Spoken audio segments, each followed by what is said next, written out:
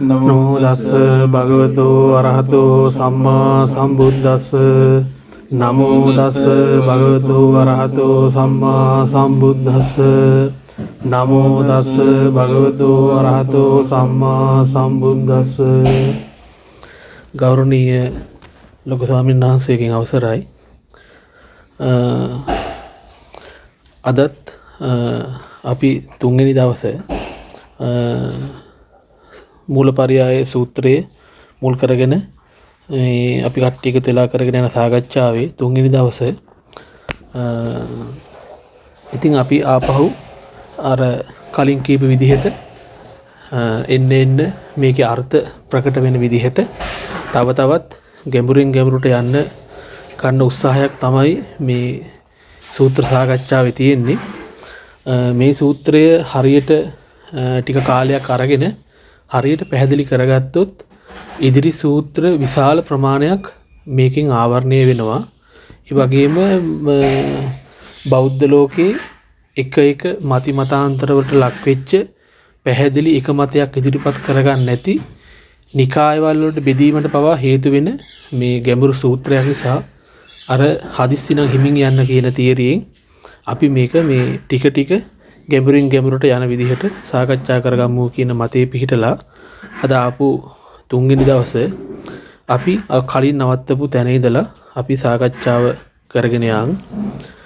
කලින් දවසේ සාකච්ඡා කරගන්න ඉදිච්ච විදිහට අපි යම් දුරකට ආවා. ඒ දුර තමයි කෙටියෙන් කියනවා නම් සංඥාව ගැන තියෙන ලොකු ප්‍රශ්නයක් තමයි අපිට සාකච්ඡා කරගන්න ඉතුරු වෙලා තිබුණේ. ඒකෙත් පෞරාණික ක්‍රමයට පුරාණගත සංඥාව එහෙම නැත්නම් පූර්ව කර්මයෙන් හටගන්න සංඥාව එක පැත්තෙන් කතා කරලා නමුත් මේ සූත්‍රයේ ගලණයේ පැත්ත බැලුවට පස්සේ මේ සංඥාව සංජානාති කියන කොටස එච්චර පිරිසිදු කොටසක් නොවේය. නිත්‍ය සුඛ සුභ ආත්ම විදිහට අරගත්ත සංඥාවක් තියෙනවා අය. එතකොට ඒ සංඥාව මත පිහිටා අපි මඤ්ඤණ එහෙම නැත්නම් තණ්හාමාන දිට්ඨි වශයෙන් මේ භව කතන්දරයක් ගොඩනගා ගන්නවා කියලා ඒ භව නිෂ්පාදනය කරනවා. එහෙම නැත්නම් කෙලෙසේ ප්‍රපංචය අපි හදා ගන්නවා කියලා මේක යම් තාක් දුරකට පැහැදිලි කරගන්න යෙදුණා. අද අපි එතෙන් පටන් තමයි කතා කරන්න සූදානම් වන්නේ. ඉතින් ස්වාමීන් වහන්සේ මට හිතෙනවා මේ කාරණාව තේරුම් ගන්න බැරි එක හේතුවක් එහෙම නැත්නම් මේ කාරණාව පැටලෙන එක හේතුවක් විදිහට මම දකිනවා ලෝකය කියන්නේ කුමක්ද කියන අර්ථකථනය අපේ හිතවල තියෙන බෞද්ධ අර්ථකථනයේද එහෙම නැත්නම් අපිට පාසල් වලින් හෝ ඒ විෂයන් වලින් අපේ ඔළුවට කවපු එහෙම නැත්නම් අපි හිතාගෙන ඉන්න හෝ අර්ථකථනයක්ද කියන එක මේක හොයලා බලන්නට ඕන. ලෝකය කියන්නේ මොකක්ද කියන අර්ථකථනය සුද්ධ කරගන්න බැරි වුණොත් මේක සියුම් කරනවා කියන එක එහෙම නැත්නම් මේ අර්ථ සියුම් කරගෙන යනවා කියන එකේදී අන්න එතෙන්දි ගැටලු මතුවෙනවා. මුලින් අපි පොඩ්ඩක් කතා කරලා බලමු අපිට එකඟ වෙන්න පුළුවන්ද මේ බෞද්ධ අර්ථකථනයේ තියෙන ලෝකයක් එක්ක කියලා. ආයුර්වේදයේ සම්බන්ධයෙන් ලෝකය ගැන කතා කරොත් එයා දකින්න දර්ශනයක් තියෙනවා. එයා විශ්වාස කරන විදිහට මේක ත්‍රිකෝණයක් විදිහට ආත්ම ওই විදිහට ආත්ම ශරීර ওই විදිහට මේ ත්‍රිකෝණයක් තමයි මිනිස්සෙක් පේන්නේ. එයා අදහන විදිහට. ජ්‍යොතිෂ කරන කෙනෙකුට මේ ලෝකෙ පේන්නේ වෙනම විදිහකට. එහෙම නැත්නම් ගියාම භෞතික විද්‍යාඥයෙක් මේ ලෝකෙ දකින්න තව විදිහකට. ඉතින් එහෙම බලනකොට එක එක්කෙනාගේ දෘෂ්ටිපත කෝණ වලින් මේ ලෝකයේ අර්ථ විවරණය කරනවා. නමුත් අපිට බෞද්ධ අර්ථකථනයක් ඕන. බෞද්ධ අර්ථකථනයේදීත් අපිට අවශ්‍ය වෙනවා මේ වැඩේ කරගන්න පුළුවන් අර්ථකථනයක් හොයාගන්න. මොකද සියුම් අර්ථකථන සමහරවිට ලුජ්ජති පලුජ්ජති ලෝකෝ කිව්වහම ගැඹුරු වැඩි. කැඩෙන බිඳෙන පලු ගැලවෙන මේ එහෙම දෙයක් ලෝකය කියලා හඳුන්වනවා කියලා. එතකොට වචනේ සැර වැඩි අර්ථේ තවත් යට තියෙන. ඒ නිසා අපිට සිද්ධ වෙනවා මේක මාගල එළුවා වගේ සම්පූර්ණයෙන්ම මේ අර්ථය එලාගෙන යන්න. එතකොට අර පළවෙනි දේශනාවෙන් අර ඇත නැත කියන ප්‍රශ්නෙත් කතා කරලා දැන් අපි ආපහු මේ ලෝකය ගැන කතා කරනවා. එතකොට හරියට මේක අර සෙල්ලම් තරඟයක් පවත්වනවා වගේ. අර ඔව් නෑ බෑ කියන්න බෑ. නැතුව උත්තර දෙන්න ඕන වගේ අර එපා කියාපු මතවලට දෘෂ්ටිවලට අදහස් වලට යන්නේ නැතුව පුළුවන් තරම් මේ විස්තර කරන එක තේරුම් ගන්න උත්සාහ කළොත් අපිට අර පරණ තැනට නොඇටි අලුත් පියවරකට යන්න පුළුවන්. නැත්නම් හැම තිස්සෙම වෙන්නේ අර පරණ කෙලෙසේ අලුත් ධර්මයෙන් charge වෙනවා. පරණ කෙලෙසේ අලුත් ධර්මයෙන් වැඩෙන්නේ පරණ කෙලෙසෙමයි.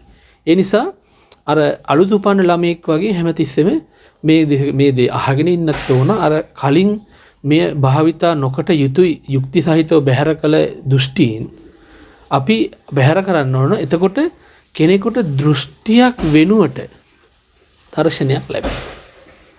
දෘෂ්ටිය දර්ශනයක් කරගන්න පුදුම අමාරුයි. ලෝකෙ හිටපු ඍෂිවරුන්ට 62ක් මිත්‍යා දෘෂ්ටියෙන් ඉපදුනා. නමුත් සම්මා දර්ශනයක් උපන්නේ නැහැ. දෘෂ්ටිය ලෝකෙ හට ගන්නව දර්ශනය කියන එක හැංගෙනවා. ඒක ඥාන දර්ශනයක් වෙන්නට ඕන. ඉතින් ඒ නිසා මේ පළවෙනි ගැටලුව මේ ලෝකයේ සම්බන්ධයෙන් තියෙන පළවෙනි ගැටලුව විසඳන්නට ඕන. මොකද හේතුව අට කතාවටත් හැටියට මේවැ ඉදිරියට කතා කරන්නේ මේ අපි අර පාලි වල ඉගෙන ගන්නවා වගේ තියෙන විභක්ති රූප කතා කරන්නේ. පෘථුවියෙන් ඔන්න වගේ ඒවා තමයි කතා කරන්නේ. ඒතක ඒ නිසා මේ විභක්ති රූප වලින් ගම්මෙ වෙන අර්ථ ගන්න විදිහක් නැහැ. අපි මොකක් හරි පිස්සුවකට ලෝකේ කියාගෙන හිටියෝ. ඒ නිසා අපි ලෝකයේ කියන එක අර්ථකථනය ගන්නට ඕන. දැන් ලෝකයේ කියනකොට අපි දන්නවා රූප ධර්ම තියෙනවා. රූප ධර්ම. පඨවි ආපෝ තේජෝ වායෝ මේවා නාම ධර්ම. ආකාශත් එක්ක අපි කියනවා මේවා රූප ධර්ම. පංච භූත ධර්ම කියලා අපි කියනවා.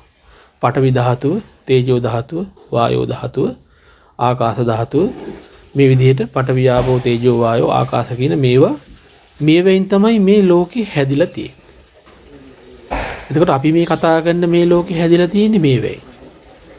නමුත් මේ ටිකෙන් පිට කිසිදු අන්නේ වූ ධාතුවක් පෙන්වන්න සමත් කෙනෙක් මේ ලෝකෙ ඇත්තේ නැහැ. මේ සතර මහා ධාතුන්ගෙන් පිට තව ධාතුවක් මම පනවනවා. නෑ බුදුහාඳුරන් එක ධාතුවක් අමතක වුණා. කියලා තව අලුත් ධාතුවක් පනවනවා කියලා එහෙම පනවන්න ධාතුවක් ඉතුරු වෙලා නැහැ තව. මට මතකයි ඔය භෞතික විද්‍යා කතිකාචාර්යවරයෙක් හිටියා. මම එයාගෙන් ප්‍රශ්නයක් ඇහුවා සමහර විට මේ සතර මහා ධාතු වලට අමතරව තව එක ධාතුවක් හරි තියෙන්න බැරිද? බෑ කිව්වා. මං ඒව ඇයි ඒ? නේ බුදුහාඳුරෝ හතර මහා ධාතුන් දේශනා කළේ. නේ බුදුහාඳුරන්ට වැරදුනා වෙන්න බෑ. තව එකක් තියෙනවා. බුදුහාඳුරන්ට පේන්නේ නැහැ වෙන්න බැරිද? මෙයා ඇත්තටම කලබල වුණා. මොකද සෑහෙන්න මේ පාර ගිහින් වදින්නේ ශ්‍රද්ධාවට. මොකද අපි සාදු කියන්නේ විතරයි දන්නේ ප්‍රඥාවෙන් අදහන්න ඉගෙනගෙන නැහැ. මූණ වෙනස් වෙලා මිනිහා කලබල වෙලා එයා දැන් මහාන වෙලා ඉන්නවා. ඊට පස්සේ මං කෝ දැන් කුටියට යන්න එපා. මේ කතාව අහගෙන යන්න. බුදුහාඳුරු දේශනා කරනවා මේ සතර මහා ධාතු ඇරෙන්න තව එක ධාතුවක් මෙතෙන්ට කවුරු හරි දාන්න හදනවනම් ඒ මිනිස්සයාගේ වචන මාත්‍රයක් පමණයි මහණෙනි කියලා. මම මේක කරනවා කියලා කවුරු හරි කියනවනම් මම පෙන්නනවා කියනවනම් ඒ කටින් කියෙව්වා විතරයි. වෙන එකක් පෙන්වන්න බෑ කියලා. ඒ කියන්නේ මේ කිසිම දෙයක් ධාතු කියලා අපි කතා කළාට මේවාට අදාළ කෘත්‍යයන් කරමින් පවතින දෙයක් තියෙන්නේ. ඒවා නිශ්චල විදිහට ගහක් ගලක් වගේ කන්දක් පොළවක් වගේ සෙලවෙන්නේ නැති විදිහට එහෙම පවතින ඒවා නෙමෙයි. ඒවා ඒගොල්ලන්ට අදාළ කෘත්‍යයන් කරමින් පවතින තත්ත්ව තියෙන්නේ. ඒවා ඇත්තටම හේතුන් නිසා හටගන්නා වූ දෙයක්. හටගත්තට පස්සේ හටගන්නවා කියන සංඛ්‍යාවට යන බව හැබැයි. අපි හටගත්තහම පන්නහම මලා කියන්නේ මලහම ඉන්නවා කියන්නේ යන්නෙත් නැහැ. නමුත් ඒව ඇහිලා එක්තරා අපි කියනවා සංකම් ගච්ඡති. ඒ ගොඩට යන ඒවා. නමුත් ඒවට වාස්තවික අර්ථ දෙන්න ගියොත් අන්නේ අර්ථ දීම නම් කෙරෙන්නේ අපි අර කලින් කතා කරපු අර විපරීත සංඥා ඔස්සේ. මොකද අපිට අර කන්න ඕන කමට කබර ගොයක් තල ගොයා කරගන්නවා කියලා කතාවක් තියෙනවා. අපේ තණ්හාවට මේක කන්න ගියාම ඒකට දානවා විපරීත සංඥාව. ඊට පස්සේ ඒක පඨවි ධාතුවේ අනුභූතියක් දකින්න පටන් ගන්නවා. නමුත් භාග්‍යතුන් වහන්සේ බ්‍රහ්මීකට දේශනා කරන පඨවි ධාතුවේ අනුභූතිය මේ අනනුභූත භාවය. ඒකේ අනිභූතියක් නැති බව මේ අභිඥාවින් දත යුත්තක්. අභිඥාවින් දැනගත්තොත් විතරයි. ඒ කියන්නේ සංජානාති කියන එක අභිජානාති පරිඤ්ඤාති වගේ මට්ටම් වලට එනවා. එතකොට එහෙම එකක් තියෙනවා. එතකොට මේ ලෝකයේ ඒ ධාතුන් අපි හොඳටම අහලත් තියෙනවා, තේරුම් ගන්න පුළුවන්. ඔවුනොවුන්ට උපකාර වෙමින් පවතින. ඒ නිසා ඔවුන් මත රඳා පවතිලා තියෙනවා. මේක එක්තරා විදිහක පද්ධතියක්. එක්තරා විදිහක පද්ධතියක් කියන්න පුළුවන්. ඒක ඇත්තරම ආයතන කියන වචනයකට එන ගතියක් තියෙනවා. මේක ආයුර්වේද මේකද මේ වේදෙත් සඳහන් වෙනවා. ඔය පුෂ්ප මන්ත්‍ර වගේව කියනකොට කියනවා චන්ද්‍රමත ආයතනම් වේදා ආයතනවාම් භවති කියලා. එහෙම ඒගොල්ලෝ ආයතන පෙන්නනවා. අග්නීර්වා යත මේ ගින්න වායුව සමග එක් වී පවතින්නේ, වායුව ජලය හා සමග එක් වී පවතින්නේ, ජලය මේ අනිත් ධාතුන් හා එක් වී පවතින්නේ. මේ විදිහට ඒ ධාතුන් මේ විදිහට ආයතන විදිහට එක් වී පවතින්නේ. චන්ද්‍රමත ආයතන මේ චන්ද්‍රයා කියන්නේ මේ ධාතුන් එකතුලා ආපෝ ධාතුවක් කියලා. සාමාන්‍ය සිසිල් ගුණේ ජල ගුණේ ගැන කතා කරනකොට චන්ද්‍රය ගැන තමයි කියන්නේ. අපි හොඳටම දන්නවා පොයේ දවසට එනකොට අපිට සේමා මාරු හැදෙනවා, සමහරුන්ට රාග අධි කියනවා, පිස්සන්ට පිස්සු හැදෙනවා, එදුමකාරන්ට එදුම හැදෙනවා. කෙරවලක් නැහැ. ඉතින් මේ විදිහට ඒගොල්ලෝ ඒ කාලේ හිම බල්ලා කිව්වා. නමුත් මේ කතාවේ යම් සත්‍යයක් තියෙනවා. ඒ ආයතන ස්වરૂපය, ඒ පඤ්ඤප්ති ඒවට උපකාර වෙමින් ඒක පැවතීම සිද්ධ වෙනවා. එතකොට මේ ලෝකයේ තියෙන එක්තරා ස්වභාවයක් ඒක. එතකොට ආකාශය ගැනත් අමුතු දෙයක් නැහැ. මේ අහසත් ඒ රූප ධර්ම සමගම උපදින දෙයක්. අහස අනිකුත් ධාතුන්ගෙන් වෙන් වෙලා තනිව පවතින එකක් නොවේ. නමුත් ඒක මේ ඇහෙන් බලලා අපි මේ හිතින් මවා ගන්න ආකාශයට වඩා පොඩ්ඩක් දුර ගිය කතාවක්. මොකද මට අහස වෙන්න තැන තව කෙනෙකුට අහස නොවේ. මට මෙතන අහස නැති තැන් වලට හොල්මනක් භූතෙක් වගේ කෙනෙකුට ඌට අහස හැදෙනවා එතන. එතකොට මට අහස නැහැ, යාට අහස දෙන්න. ඒ ඕනවුන්ට සාපේක්ෂයි ඒ අධ්‍යක්ීම් වලට අනුව. නමුත් මේකේ අර අහස කියන එක අපි සරලව අරගන්නකොට මේ අනිකුත් ධර්ම සමගම උපදින්නා වූ දෙයක්. ඉතින් මේ විදිහට පඨවි ආපෝ තේජෝ වායෝ ආකාශ කියන්නේ මේ ලෝකේ. මේ ලෝකේ. නමුත් මෙතන පොඩි වැරැද්දක් තියෙනවා. ඒ වැරැද්ද තමයි ඒ ලෝකයේ දැන් මෙතන ਸਰව සම්පූර්ණ අර්ථකථනයක් මේ ලෝකයේ කියන එකේ නෑ. මම සරලව කියන්නේ ඕකට තව ගොඩාක් දේවල් දාන්න පුළුවන්. එහෙම දැම්මොත් එහෙම මේක මහ වෙන පැත්තකට යනවා අපේ මනස ගොඩක් දැම්මොත්. නමුත් මේ දැනට අපි කතා කරගන්න ඉදිච්ච මේ ධාතු සංඛ්‍යාත මේ ලෝකය මේ අංග සම්පූර්ණ නැහැ. මොකද හේතුව මේ ලෝකෙට අදාළ තව එක කොටසක් අපි කතා කළේ නේ. මොකක්ද ඒ කොටස? මේ ඇස කියන්නේ ලෝකේ නොවේ. ලෝකේ අදාළ කොටසක් නොවේ. එතනින් ගියාම අපි කතා කරන්නේ රූපේ විතරයි. ඇසත් ලෝකයක්, ලෝකයට අයිති කොටසක්. රූපයත් ලෝකයට අයිති කොටසක්. චක්කු විඥානයත් මේ ලෝකයටම අයිති කොටසක්. ඒ තුනත් එකතු වුණාට පස්සේ තමයි අපිට බය නැතුව පැහැදිලිවම කතා කරන්න පුළුවන් මෙන්න ලෝකය කියලා සම්පූර්ණ පැකේජ් එක මේකේ තියෙනවා.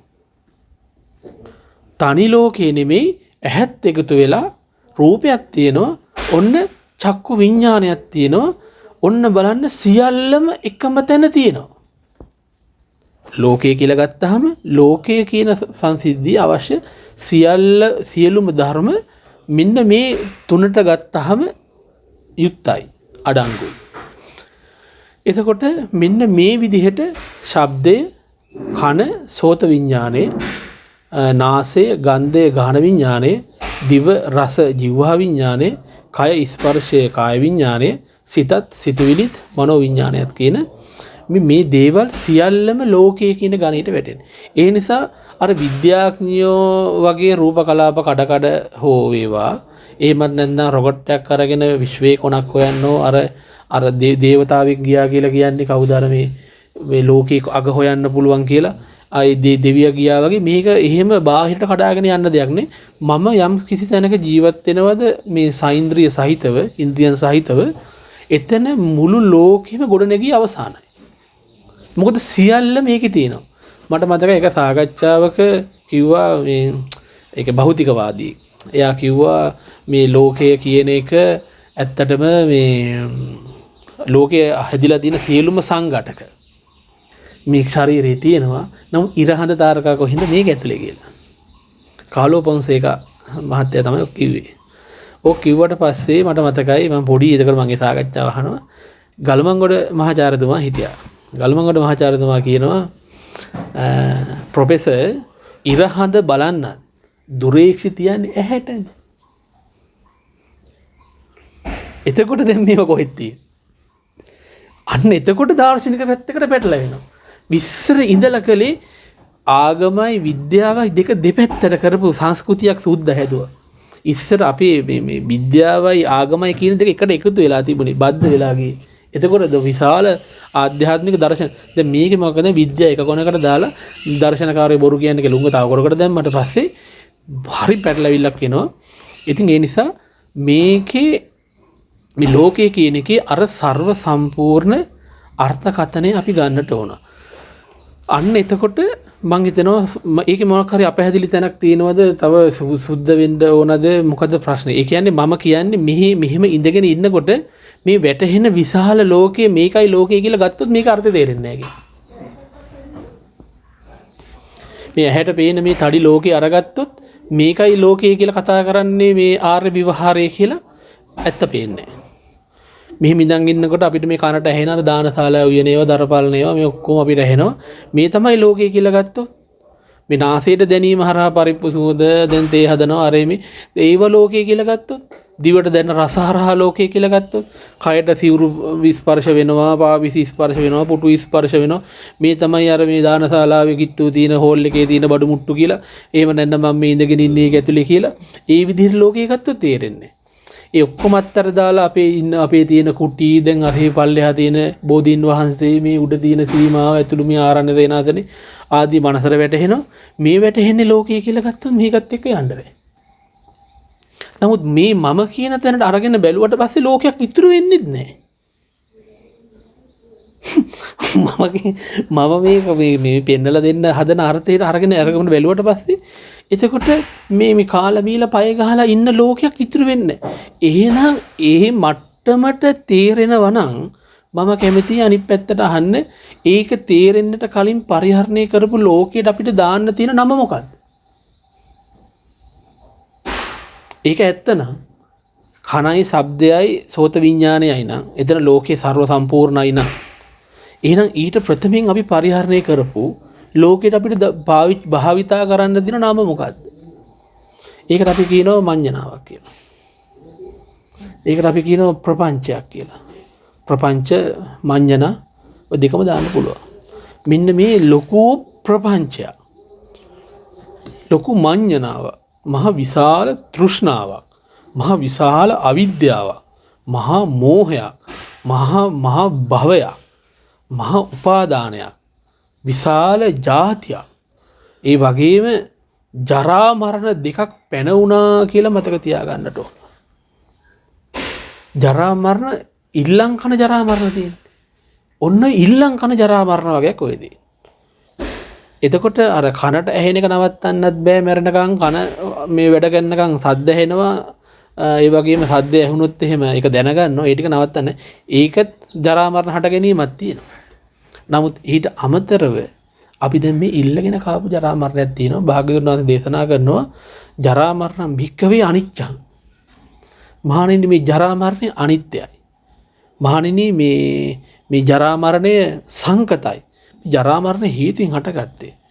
මේ ජරා මරණය මහණෙනි පටිච්ච සමුප්පන්නයි කියලා කියනවා. ඒ කියන්නේ මේ හේතු බල නිසා හටගත්ත දෙයක් තමයි මේ ජරා මරණය කියලා. කොට ජරා මරණ දෙක මේ නිත්‍යයි කියන හැඟීම එන්නේ අර හදාගත්ත හින්දා. අපි හදාගත්ත ජරා මරණයක් තියෙනවා. කොහොමත් රහතන් වහන්සේ නමකට වුණත් තෘෂ්ණාව දුරු කළා කියලා අර පුරාණ කර්මයෙන් ගහන ගෙහිලා නවත්තන්න බෑ. ඒකට කියනවා මේ ආයතන ධරතය කියලා.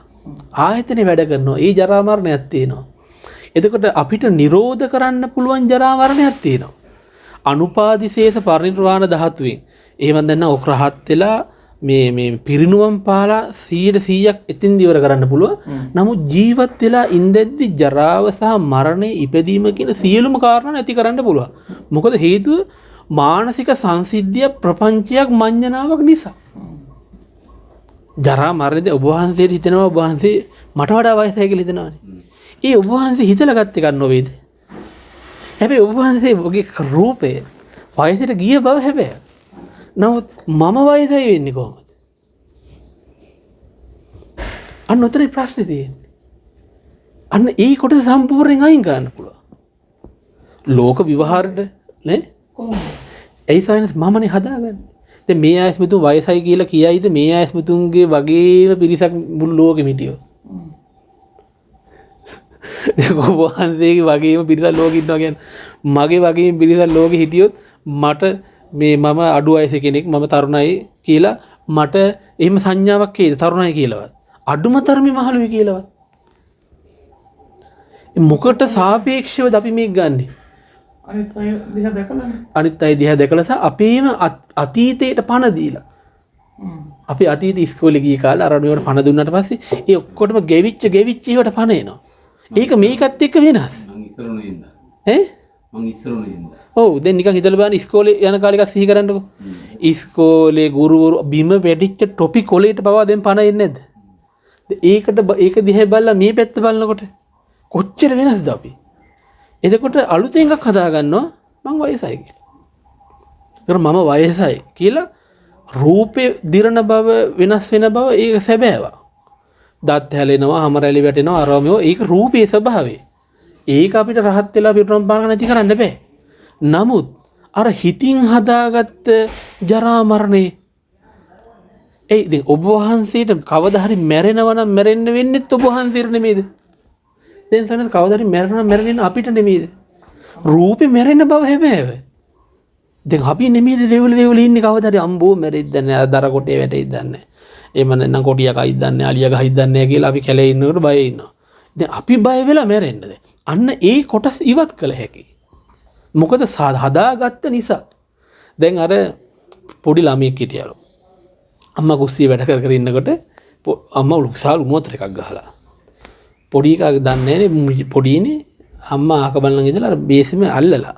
ඒකේ එල්ලුනහම මුළු උණු වතුර එකම ඔලුයි. පොඩි බබා ඉවරයි. මුවදෙන් ගිහින් දාලා හොස්පිටල් එකට වීදුරු පෙට්ටිය දාලා ඉන්නවා. මුල ඇඟම පිච්චිලා පාංශ පිසාචයා වගේ ගණ්ඩ දෙයක් නෑ. හැබැයි දැන් උට හොඳයි. ඒක පිච්චිලානේ. අම්මා ආව ගමන් අම්මා ආවා කියලා නැගිටලා අර වීදුරු පෙට්ටියේ බාර් එකක් අල්ලගෙන ඌ hinaවි ඉන්නකොට අම්මා අඬනලු ඕ ගාලා. පොඩි ගා කියලා එහි අම්මේ අඬන්නේ මම මේ හොඳට ඉන්නේ. මොකද පොඩි එකාට තේරෙන්නේ මම මලේ නෑ ගේම් එක ෂේප්. හරි. මලේ නෑනේ අම්මට පිස්සු දඬන්නේ. අම්මා දන්නවා මූගේ මේ පිච්චුන පිච්චිල්ල හැටියට මුගේ අනාගතේ කොච්චර අඳුරුයිද කියලා. ඒක අම්මගේ කෙලෙසේ. තාම පොඩි එකාට නෑ ඒක. අම්මගේ ජරා මරණ විතරක් නෙමෙයි දැන් පිටුන්ගේ ජරා මරණ අම්මටයිදී. කලින් අපි මරණට අඬන්නත් උන දැන් ඊට පස්සේ වෙන එකකින් මලහම අඬන්නත් වෙලා දැන්. දැන් අපේ රූපේ කැත වෙනකොට දුක් වෙන්න වෙලා දැන් අම්මට දැන් පුතාගේ රූපේ කැත වුණාම දුක් වෙන්න වෙලා දැන්. නමුත් පුතාට කිසි ජොලියක් නෑ. එයා කිසි ගාණක් නෑ. ඒ පුතා පුළුවන් තරම් පොඩි ළමයා සතුටින් ඉන්නේ මොකද ඌට ලොකු වුණාම ෂොට් එක හම්බ වෙනවා. කන්නඩි ඉස්සරහට ඌට කෙලෙස් එනකොට කන්නඩි ඉස්සරහට ගියාම යකෝ මේ පිසාචයෙන් ඉන්නේ මිනිහෙක්කේ කියලා. නමුත් තාම ආවේ නෑ. අර මලකෙවල් වල පොඩි ඌ අපි දැකලා දිනවා. උන් හැම තිස්සෙම එහෙ දුවනෝ මෙහෙ දුවනෝ මිනිය බිමට පෙරලන්නේ නැති එක විතරයි. ඊට පස්සේ ඒක පොඩි ශිකක අල්ලගත්තලු මේ දුවනකට. උන් අර මල්ලේ ඉන්න තෝරපෙති අවලවල ඉන්නවා. ඊට පස්සේ අල්ලගෙන කිව්වලු hina වෙන්න එපා දුවන්න එපා පුතා අඬපන් කියලා අඬන්න කියලා අනිනවල ඇඟිලි. ඌ කොහොමද අඬන්නේ කියන්නේ? දැන් අපි ආතමලා මං ගිහින් බැලුවා මෑන් බුදි මම චෙරි චූටි මෑන් බුදි පෙට්ටියේ කට්ටිය අම්මලා අඬනවා මට කිසි ගාණක් නැහැ කිසිම ගාණක් නැහැ. නමුත් ආතත් එක්කම හොඳට හිටියා. ආත මට තමයි වැඩිපුර. ඊට පස්සේ මං ගිහින් මිනිහ පොඩ්ඩක් කිනිත්තලා බැලුවා. මම නැගිට්ටොත් කිනිත්තුවාම මම දන්නේ ඔච්චරනේ. කිනිත්තුව නැගිටිනවනේ. ඊට මම බැලුවා නැගිටින්නේ තදට කිනිත්තුවා. උඹල කඩ වගේ අයියයි මේවා දැන්. බෝමලින් ගාලා. මට ඔබ තේරෙන්නේ නැහැ. නියපොතු පාර වැදුනා අතේ. මම බැලුවා ආත බුදි. මම ගියා. එච්චරයි. යාතගේ මරණ එච්චරයි. මනින් මිනිස්සු මරනවා මට ප්‍රශ්නයක් නැහැ. ඉතින් දැන් තේරෙනව නේද දුර්කට යුතු කෑල්ල මොකද්ද කියලා. සරලව. ඒ අපිට ඉතුරු වෙලා තියෙන මේ විශාල ලෝකේ. ඒ ලෝකේ ජීවත් වෙන මම මේ කොහොම අපේ භවයේ නොවේද? මේ අපේ තණ්හාවේ විකාශනය වීම නොවේද? මේ අපේ ප්‍රපංච නොවේද? මොන જાතියෙන් හරි මේ මානසික අවුල අපි ලෙහුවොත් අර මේ මොකද්ද? අර නිකන් අර වඳ පීදිච්ච ගහක් වගේ. මේ ආපහු පළ හදන්න නැතුව ඒක එහෙම මැරලා විනාශ වෙලා යනවනේ. ඒ නිසා මේ ඇතුලේ තියෙන මේ හදාගත්ත කොටස අයින් කරගත්තොත් මොකද අපි මැරිලා යන්නේ මේ ওই මනෝමය ලෝකයකටම තමයි අපි යවෙන්නේ. ඔය හදාගත්ත ප්‍රපංචයක්ම තමයි අපි මේක අත්හැරකට අනික කියලා අල්ලගන්නේ මොකද්ද? ඕන්න ඔය අපි විසින් හදාගත් එකක්ම තමයි නැවතත් සොයාගෙන යාම වශයෙන් අල්ලා ගැනීම වශයෙන් මත්වීම වශයෙන් ආසව අනුසය භව උපාදාන කීකීද මේ යවෙන්නේ ඔය මානසික සංසිද්ධිය තමයි ඔය යවෙන්නේ. ඉතින් ඒ නිසා මේ ලෝකේ සම්බන්ධයෙන් ඉදිරිපත් කරලා තියෙන අර්ථකථන ඊට පස්සේ අපි හිතාගෙන ඉන්න අර්ථකථන සෑහෙන්න වෙනස් වෙලා මේකේ මේ සියුම් අර්ථයකට එන්න ඕන. ඒ සියුම් අර්ථයට ආවට පස්සේ ඇත්තටම අපේ හදවත සෙලවෙන තරම් කැක්කුමක් එනවා. මොකද හේතුව මේක මේ පය ගහලා ඉන්න පොළොව විනාශ කරන්න හදන මිනිස්සෙක්. මේක කියන විදිහට නිවන් දකින්නවා කියලා කියන්නේ සිවිදිවි හානි කරගෙනilla ජීවිතුන් අතර ඉඳෙද්දි මිය යාම. මේ කියන කතාව ජීවිතුන් අතර ඉඳෙද්දි මිය යාම. එතකොට පිල්ලියක් ඉතුරු වෙනවා. එතකොට මිනිහා මැරිලා. ඇත්තටම නිවන කියන්නේ පණ තිබිද්දිම කරන්න ඕන දෙයක් කියලා තමයි දිත්තේව ධම්මේ සයන් අභිඥා සච්චි කරති කියන්නේ. මේ ආත්මෙහිම අභිඥාවෙන් දැනගෙන මේක සාක්ෂාත් කර යුතුයි කියලා කියනවා. ඔන්න දැන් ප්‍රපංචයේ එක විශාල පැත්තක් අපි කතා කරගන්න යෙදුනා. තවත් එක වටයකින් ලෝකයේ සහ මා පරිහරණය කරන්නා වූ ලෝකයේ කියලා කතා කළාද? ගෑවිලා ගියාද? ගෙවිච්ච තැන කෙලෙසුනා කියලා මතක තියාගන්න. ඒ ලෝකේවත් මොකක්වත් නෙමෙයි. ඒ තමයි තණ්හාව. අතීත සංඥාව කියන්නේ මේක අතීත සංඥා ගොඩක් මේ තේරුම් ගන්න ඉස්සෙල්ලා අතීත සංඥා වලින් හදාගත්ත එකනේ පරිහරණය වෙන්නේ. අතීත සංඥාව කල්ද සුද්ධ කියලාත් හොයාගන්න වෙලාවක් නැහැ අපිට. මොකද පරිහරණය වෙන්නේ මම දකින රූප මම අහන සද්ද කියලා හිතින් හදාගත්ත එකක් නේ. දැන් ওই කුරුල්ලෙක් කෑ ගහනවා ඇහෙන්න අපිට. දැන් ওই කුරුල්ල කෑ ගහනවා ඇහෙන්නේ. ඔය විදිහටම හිතෙනවද වෙන කෙනෙකුට? වෙන කෙනෙකුටත් එහෙම හිතෙන්නේ. මම ඒකයි කිව්වේ දැන් පොඩි ළමයාට අම්මා කියලා හිතෙන්නේ. ඇයි හිතෙන්නේ? ඒ සයිනස් අපේ සංඥා ටික වෙන කෙනෙකුට නෙවෙයි. මොකද මම පරිහරණය කරන එක දැන් අපි මේ පොතේ දැන් අපි කියමු පොදු සංඥාවක් වාහනයක් ෆෝන් එකක් ගහනවා. ඔව්. එතන කරනවා වාහනයක් කියලා හෝන් ගහනවා. ඔව් එතකොට වාහනයක් අඳුරන්නේ නැති හෝන් එකක් අඳුරන්නේ නැති මිනිහෙකුටත් මේ සද්ද ඇහුනොත් එයාට තවදුරටත් වාහනයක් හෝන් එකක් ගහන එකක් වෙයිද? කඩු දිනු ඇදගෙන ඒක විනාශ කරන්න දුවයිද? දැන් අර තියෙනවා එක්තරා දූපතක් මේ සෙන්ටිනන්ටල් මොකද්ද නමක් කියන්නේ දූපතේ. ඒ දූපතේ ෆොටෝස් වගේක් දාලා තියෙනවා හෙලිකොප්ටරයකට විදිනව හොගාලා. හෙලිකොප්ටරයකට විදිනව හොගාලා සංචාරකයෝ ගිහිල්ලා ඈත මුහුද තීරේ ඉඳලා බලන්නේ.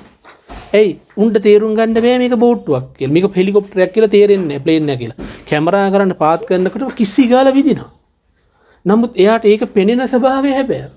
ශබ්ද ඇහෙන ස්වභාවය හැබැයි. නමුත් මේක අහසේ යන හෙලිකොප්ටරයක් කියන සංඥාව උට නැහැ. ඒක ඒගොල්ලෝ දන්නේ නැතිකම ඒක හරියට අපි දුම් පඹයක් කැටෙව්වා කියලා. අර කුරුල්ලෝ හිතන්නේ මිනිස්සු කියලා. වෙලේ පඹයක් කැටෙව්වහම කුරුල්ලා හිතන්නේ මිනිහෙක් කියලා. අනේ තමයි අපි දන්නවා කිව්වේ. ඔව්. මේක මේ හැම දෙයක්ම අතීතෙන් ගත්ත නිසානේ අපි මේ සංඥාවක් මේ අල්ලගෙන ඉන්නේ. ඔව් අතීතයෙන් කියන්නේ අතීතයෙන් පවා එන්නේ කෙලෙසිච්ච එකන්නේ. ඒකනේ මම ඊයේ කිව්වේ තැම්පත් වෙලා තියෙන අනුසය. ඔව්. අනුසය විශේෂයෙන් තැම්පත් වෙලා තියෙන්නේ කොහොමද? මම ශබ්දයක් ඇහුවා. මම රූපයක් දැක්කා. මම රසක් දැනගත්තා. මම ගඳක් වින්දා. මම ස්පර්ශයක් ස්පර්ශ කළා. මම සිතුවිලි පරිහරණය කළා. ඒ පරිහරණය කරපිකේ වින්දනේ අපි තුල තැම්පත් වෙලා තියෙනවා. ඔව්. එතකොට අරමුණක් ආපු ගමන් ඒකද කියලා බලන්න යන ගතියක් අපේ තියෙනවා. එතකොට ඒ යන්නෙම අපි කෙලෙසිලා.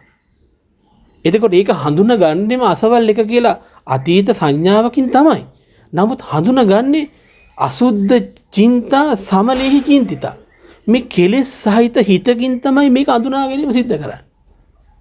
ඒ අඳුනා ගැනීමේ පසුබිම තමයි මහ විශාල ලෝකයක් හැදිලා තියෙන්නේ. සංඥාව කියන්නේ එක. කෙලෙස් කියන්නේ තව එකක්. ඒ කියන්නේ හදාගත්ත කොටස වෙනම එකක්. සංඥාව කියන්නේ තව එකක්. එතකොට ඒක ඇවිල්ලා ලෝක විවහාර මට්ටමේ තියෙන දේවල්. දැන් මේක පොතක් කියන එක ලෝක විවහාර මට්ටමේ තියෙනවා. නමුත් අපිට පොත කියන එකට අපි මේකට මේ ස්වરૂපයක් එක්තරා ගතියක් එකතු කළාම එතකොට විවහාරයේ ඉක්මවා ගිය වූ අපිට කිසිම හේතුවක් පිට ඇත්ත දකින්න බැරි 100% වර්තමානයේ පොතක් සහ අනාගතයේ තිබුණා හටගන්න පොතක් සහ අතීතයේ තිබිච්ච පොතක් කියලා කාලාත්‍ර තුනකින් අපේ හිත වැසී යනවා. මා දැක්ක පොතක් දැන් දකින්න පොතක් හිත දකින්න පුළුවන් පොතක්. එතකොට මා පරිහරණය කළා කිව්වහම හැමතිස්සෙම මේ සියලුම දේවල් නිත්‍ය සංඥාවට වැටෙන ගතිය අපිට නවත්තන්න බෑ. මොකද මම ඒක දැක්කා. මම ඒක වින්දා. මම ඒක පරිහරණය කළා. ඔව් මම පරිහරණය කරපු කැඩි කැඩි ගියා. මොකද්ද කැඩි කැඩි ගිහින් තියෙන්නේ? බිඳි බිඳි ගිහින් තියෙන්නේ. මම පරිහරණය. ඒ නිසා ඒ අනිත්‍යයෙන් පවා නිවන් දකින්න බැරි වෙනවා. ඒ අනිත්‍ය පවා පිළිසිදු නැහැ. මොකද ඒ බලන අනිත්‍යයෙන් සිද්ධ වෙන්නේ හැම තිස්සෙම තමා දැකපු දේ ස්ථාවර වෙන එකමයි. එක පැත්තකින්. මොකද මම දැක්ක දේ මම ඇහුව දේ මම විඳ දේනේ.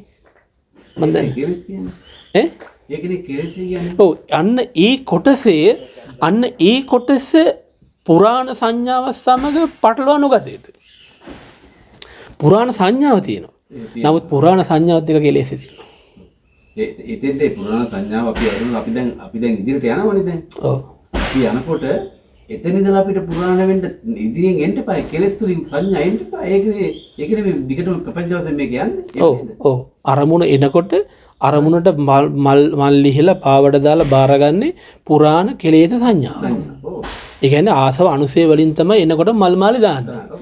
එතකොට එනකොටම ඇත්ත දකින්න බෑ. එතකොට මෙතන පිරිසිදු හරිය මොකද්ද කියලා ප්‍රශ්නයක් එනවනේ. අත ගහන්න පිරිසිදු හරියක් දෙන්නේ වේදනාවට එනකම් පිරිසිදුයි. වේදනාවට එනකම් පිරිසිදුයි. වේදනාවෙන් පස්සේ සංඥා හරිය කතා කරන්න එපා. වේදනාවට එනකම් පිරිසිදුයි. එතනින් එහාට සම්පූර්ණ ප්‍රශ්නේ ආකූල ව්‍යාකූල වෙලා යනවා. නූල් පැටලිලා යනවා. එතකොට අපිට හිතන්න එපා වේදනාවට එනකම් පිරිසිදුයි වුණාට ඒ පිරිසිදු බවවත් අපිට හොයන්න බෑ. මොකද අපි කියන්නේත් මොකද්ද? දැන් මේ බණහන අපි කවුද? මේ ප්‍රපංචයේම නියෝජන නෙමෙයිද? මෙතන බලු බල්ලෙක් නැහැ කියලා හිතන්නකෝ. අපි 3 දෙනා නිතිනවා නම් මෙතන 3 දෙනෙක් ඉන්නවා කියලා. 3 දෙනෙක් තියා මෙතන ඇවිල්ලා අබමල් රේණුවක දෙයක් නැති තැනක තමයි මේ මෙතන බණ කියන අයත් නැහැ, මෙතන බණ අහන අයත් නැහැ. එතකොට ප්‍රපංචයක් උත්සාහ කරනවා ප්‍රපංචයක් දැනගන්න. නමුත් ඒක අපිට තවදුරටත් ප්‍රපංච නොවේ. උදේ දාන්නේ වළඳපු හාමුදුරුවෝ 3 දෙනෙක් මෙතන ඉන්නේද? ඔන්න ඕකයි ප්‍රශ්නේ. එයාට වටිනාකමක් එනවා. එයාට හිතන්න පුළුවන් කමක් එනවා. විතර්ක කරන්න පුළුවන් කමක් එනවා. එයාට පණ එනවා. එයාට ඇවිදින්න යන්න එන්න කන්න බොන්න පුළුවන් මට්ටමක් හැදෙනවා. එයාට කතා කරන්න, ප්‍රශ්න අහන්න, බණ කියන්න, පූජා පවත්වන්න, සක්මන් කරන්න, භාවනා කරන්න පුළුවන් මට්ටමක් හැදෙනවා. ඉතින් මේ මට්ටම ප්‍රපංචයක් කියලා බණේදි කිව්වට ඒක පුහුණුවට ගන්න බෑ. දරන්න බෑ. නමුත් අපි දැනගෙන තියාගන්නට ඕන මේ ජීවත් වෙනවා කියලා කලේ වෙන මොකක්වත් නෙමෙයි. මේ කෙලෙසයක් ක්‍රියාත්මක වීම. අන්න ඒ වගේ මහ භයානක මට්ටමක් තියෙනවා. ඒක දැඩිව ගැනීමක් නේ. ඒක දැඩිව ගැනීම අන්තිමට ඒක ඇහිලා ඒකට තත්වාරෝපණයක් සිද්ධ වෙනවා. ඒක දැන් ස්ථිර බවක් මෙතන තියෙන්නේ. ස්ථාවර ස්ථිර බව කියන්නේ මම කියන එක ගොඩ නැගෙනවා. මම කියන එක ගොඩ නැගෙන ඒකට අවශ්‍ය කරන ආසව අනුසය අපි කල් ඇතුව අරන් ඇවිල්ලා තියෙනවා. ඔව් ඒක පෙර භවවල මේක මම කියලා පරිහරණය කරලා මේක ආපහු අරමුණු වෙනකොටම අපි මේ ආශ්‍රවයෙන් අනුසය මේ දෙන්න ආසව අනුසය දෙන්න උපකාරය පිට ආපහු මත් වෙලා මේක හදා ගන්නවා. ඒ හොඳයි මේ මාතෘකාව මතුවෙච්ච එක මම ඕකට තව මේ පැතිකඩකින් උත්තර දෙන්නම්, පැතිකඩ දෙකකින් උත්තර දෙන්නම්. එකක් තමයි මේ ලස්සන කතාවක් තියෙනවා. ඔන්න සයින්න දාලාදී අර පංචතන්ත්‍රයේ තියෙන විද්‍යාධරයෝ කීප දෙනෙකුයි එන මෝඩයෙකුයි ගමනක් ගියා. ව්‍යාග්‍රයෙක් ඉන්නවලු මැරිලා. ඊට පස්සේ අර මන්ත්‍රකාරයෝ කිව්වලු මට මූට පණ දෙන්න පුළුවන්. අපිට පුළුවන් මූට පණ දෙන්න කියලා. කොහොමද කියලා? මට පුළුවන් මූගේ ඇට කටු ටික එකතු කරන්නයි කිව්වා. ඇට කටු ටික ගාන්න පිළිවෙලට තියලා වෙල් ටිකක් මතුරලා ගැහුවලු. ඇට කටු ටික හා වුණාලු. ඊට පස්සේ කිව්වලු අනික් කෙනා මට මූගේ මස් ටික එකතු කරන්න පුළුවන් කියලා. ඊට පස්සේ ඒ මිනිස්සයා මස් ටික එකතු කරලා මතුරලා වතුර ටිකක් ඉස්සලු මස් ටික එකතු වුණාලු. ඊට පස්සේ තුන්වෙනි කෙනා කිව්වලු මට මූට පණ දෙන්න පුළුවන් කියනකොට මෝඩය ගහගන්න ගියා. මට මූට පණ දෙන්න පුළුවන් කියනකොට අර මෝඩයෙක් හිටියගේ උසුස් ගාලා ගහට රැක්ගලු. දැන් පණ දෙන්නේ මොකද ඒකට කොටියෙකුට. උන්ට එච්චර ප්‍රඥාව තිබ්බට මේ ඇත්තට මොලකාරය අරු විපත මතක නැහැ. විපත මතක නැහැ. මේක කරු වෙලේ මතරලා ඉස්සලු 50 හතර දෙනාම ගෑවා. අරු ගයින්ද ඔය බේරුවා. මොඩ නෙවෙයි. ඔව් බලනකොට ඒක මොඩ නෙවෙයි. ඔකට තව කතාවක් තියෙනවා. ඔන්න විස්මුණු කපන මිනිස්සෙක් හිටියලු. මූ මහරය 12 විතර වෙනකන් මේ විස්මුණක් කපලා. ඊට පස්සේ මුත්‍රා කරන්න වෙලා එළියට ගියාට පස්සේ මූ යකෙක් දැකලා බය වෙලා සීය නැතුව සෙම්ම දාගෙන වැටිලා. ඊට පස්සේ දැන් පහුවෙදා උදේ දැන් කට්ටේලා පොඩි එකා ඉන්නවලු. පොඩි එකා පුතේ තාත්තා මොකක්ද ඊයේ කළේ? තාත්තා ඊයේ මාදවනාගේ විසමුණ කැපුවා කිව්වා. බලයියක වෙලා දෙන්නේ ඌට ගහලා දෙන්නේ මාදවනා. අර මේ ඌම හදපු යකා ඌටම ගහලා. අර කතාවක් තියෙන ඌම හදපු යකා ඌට ගහපු යකා කියලා. ඒ කියන්නේ ඌම යකෙක් හදලා ඒ මනසෙන් තමයි ඌ චූ කරන්න යන්නේ දැන්.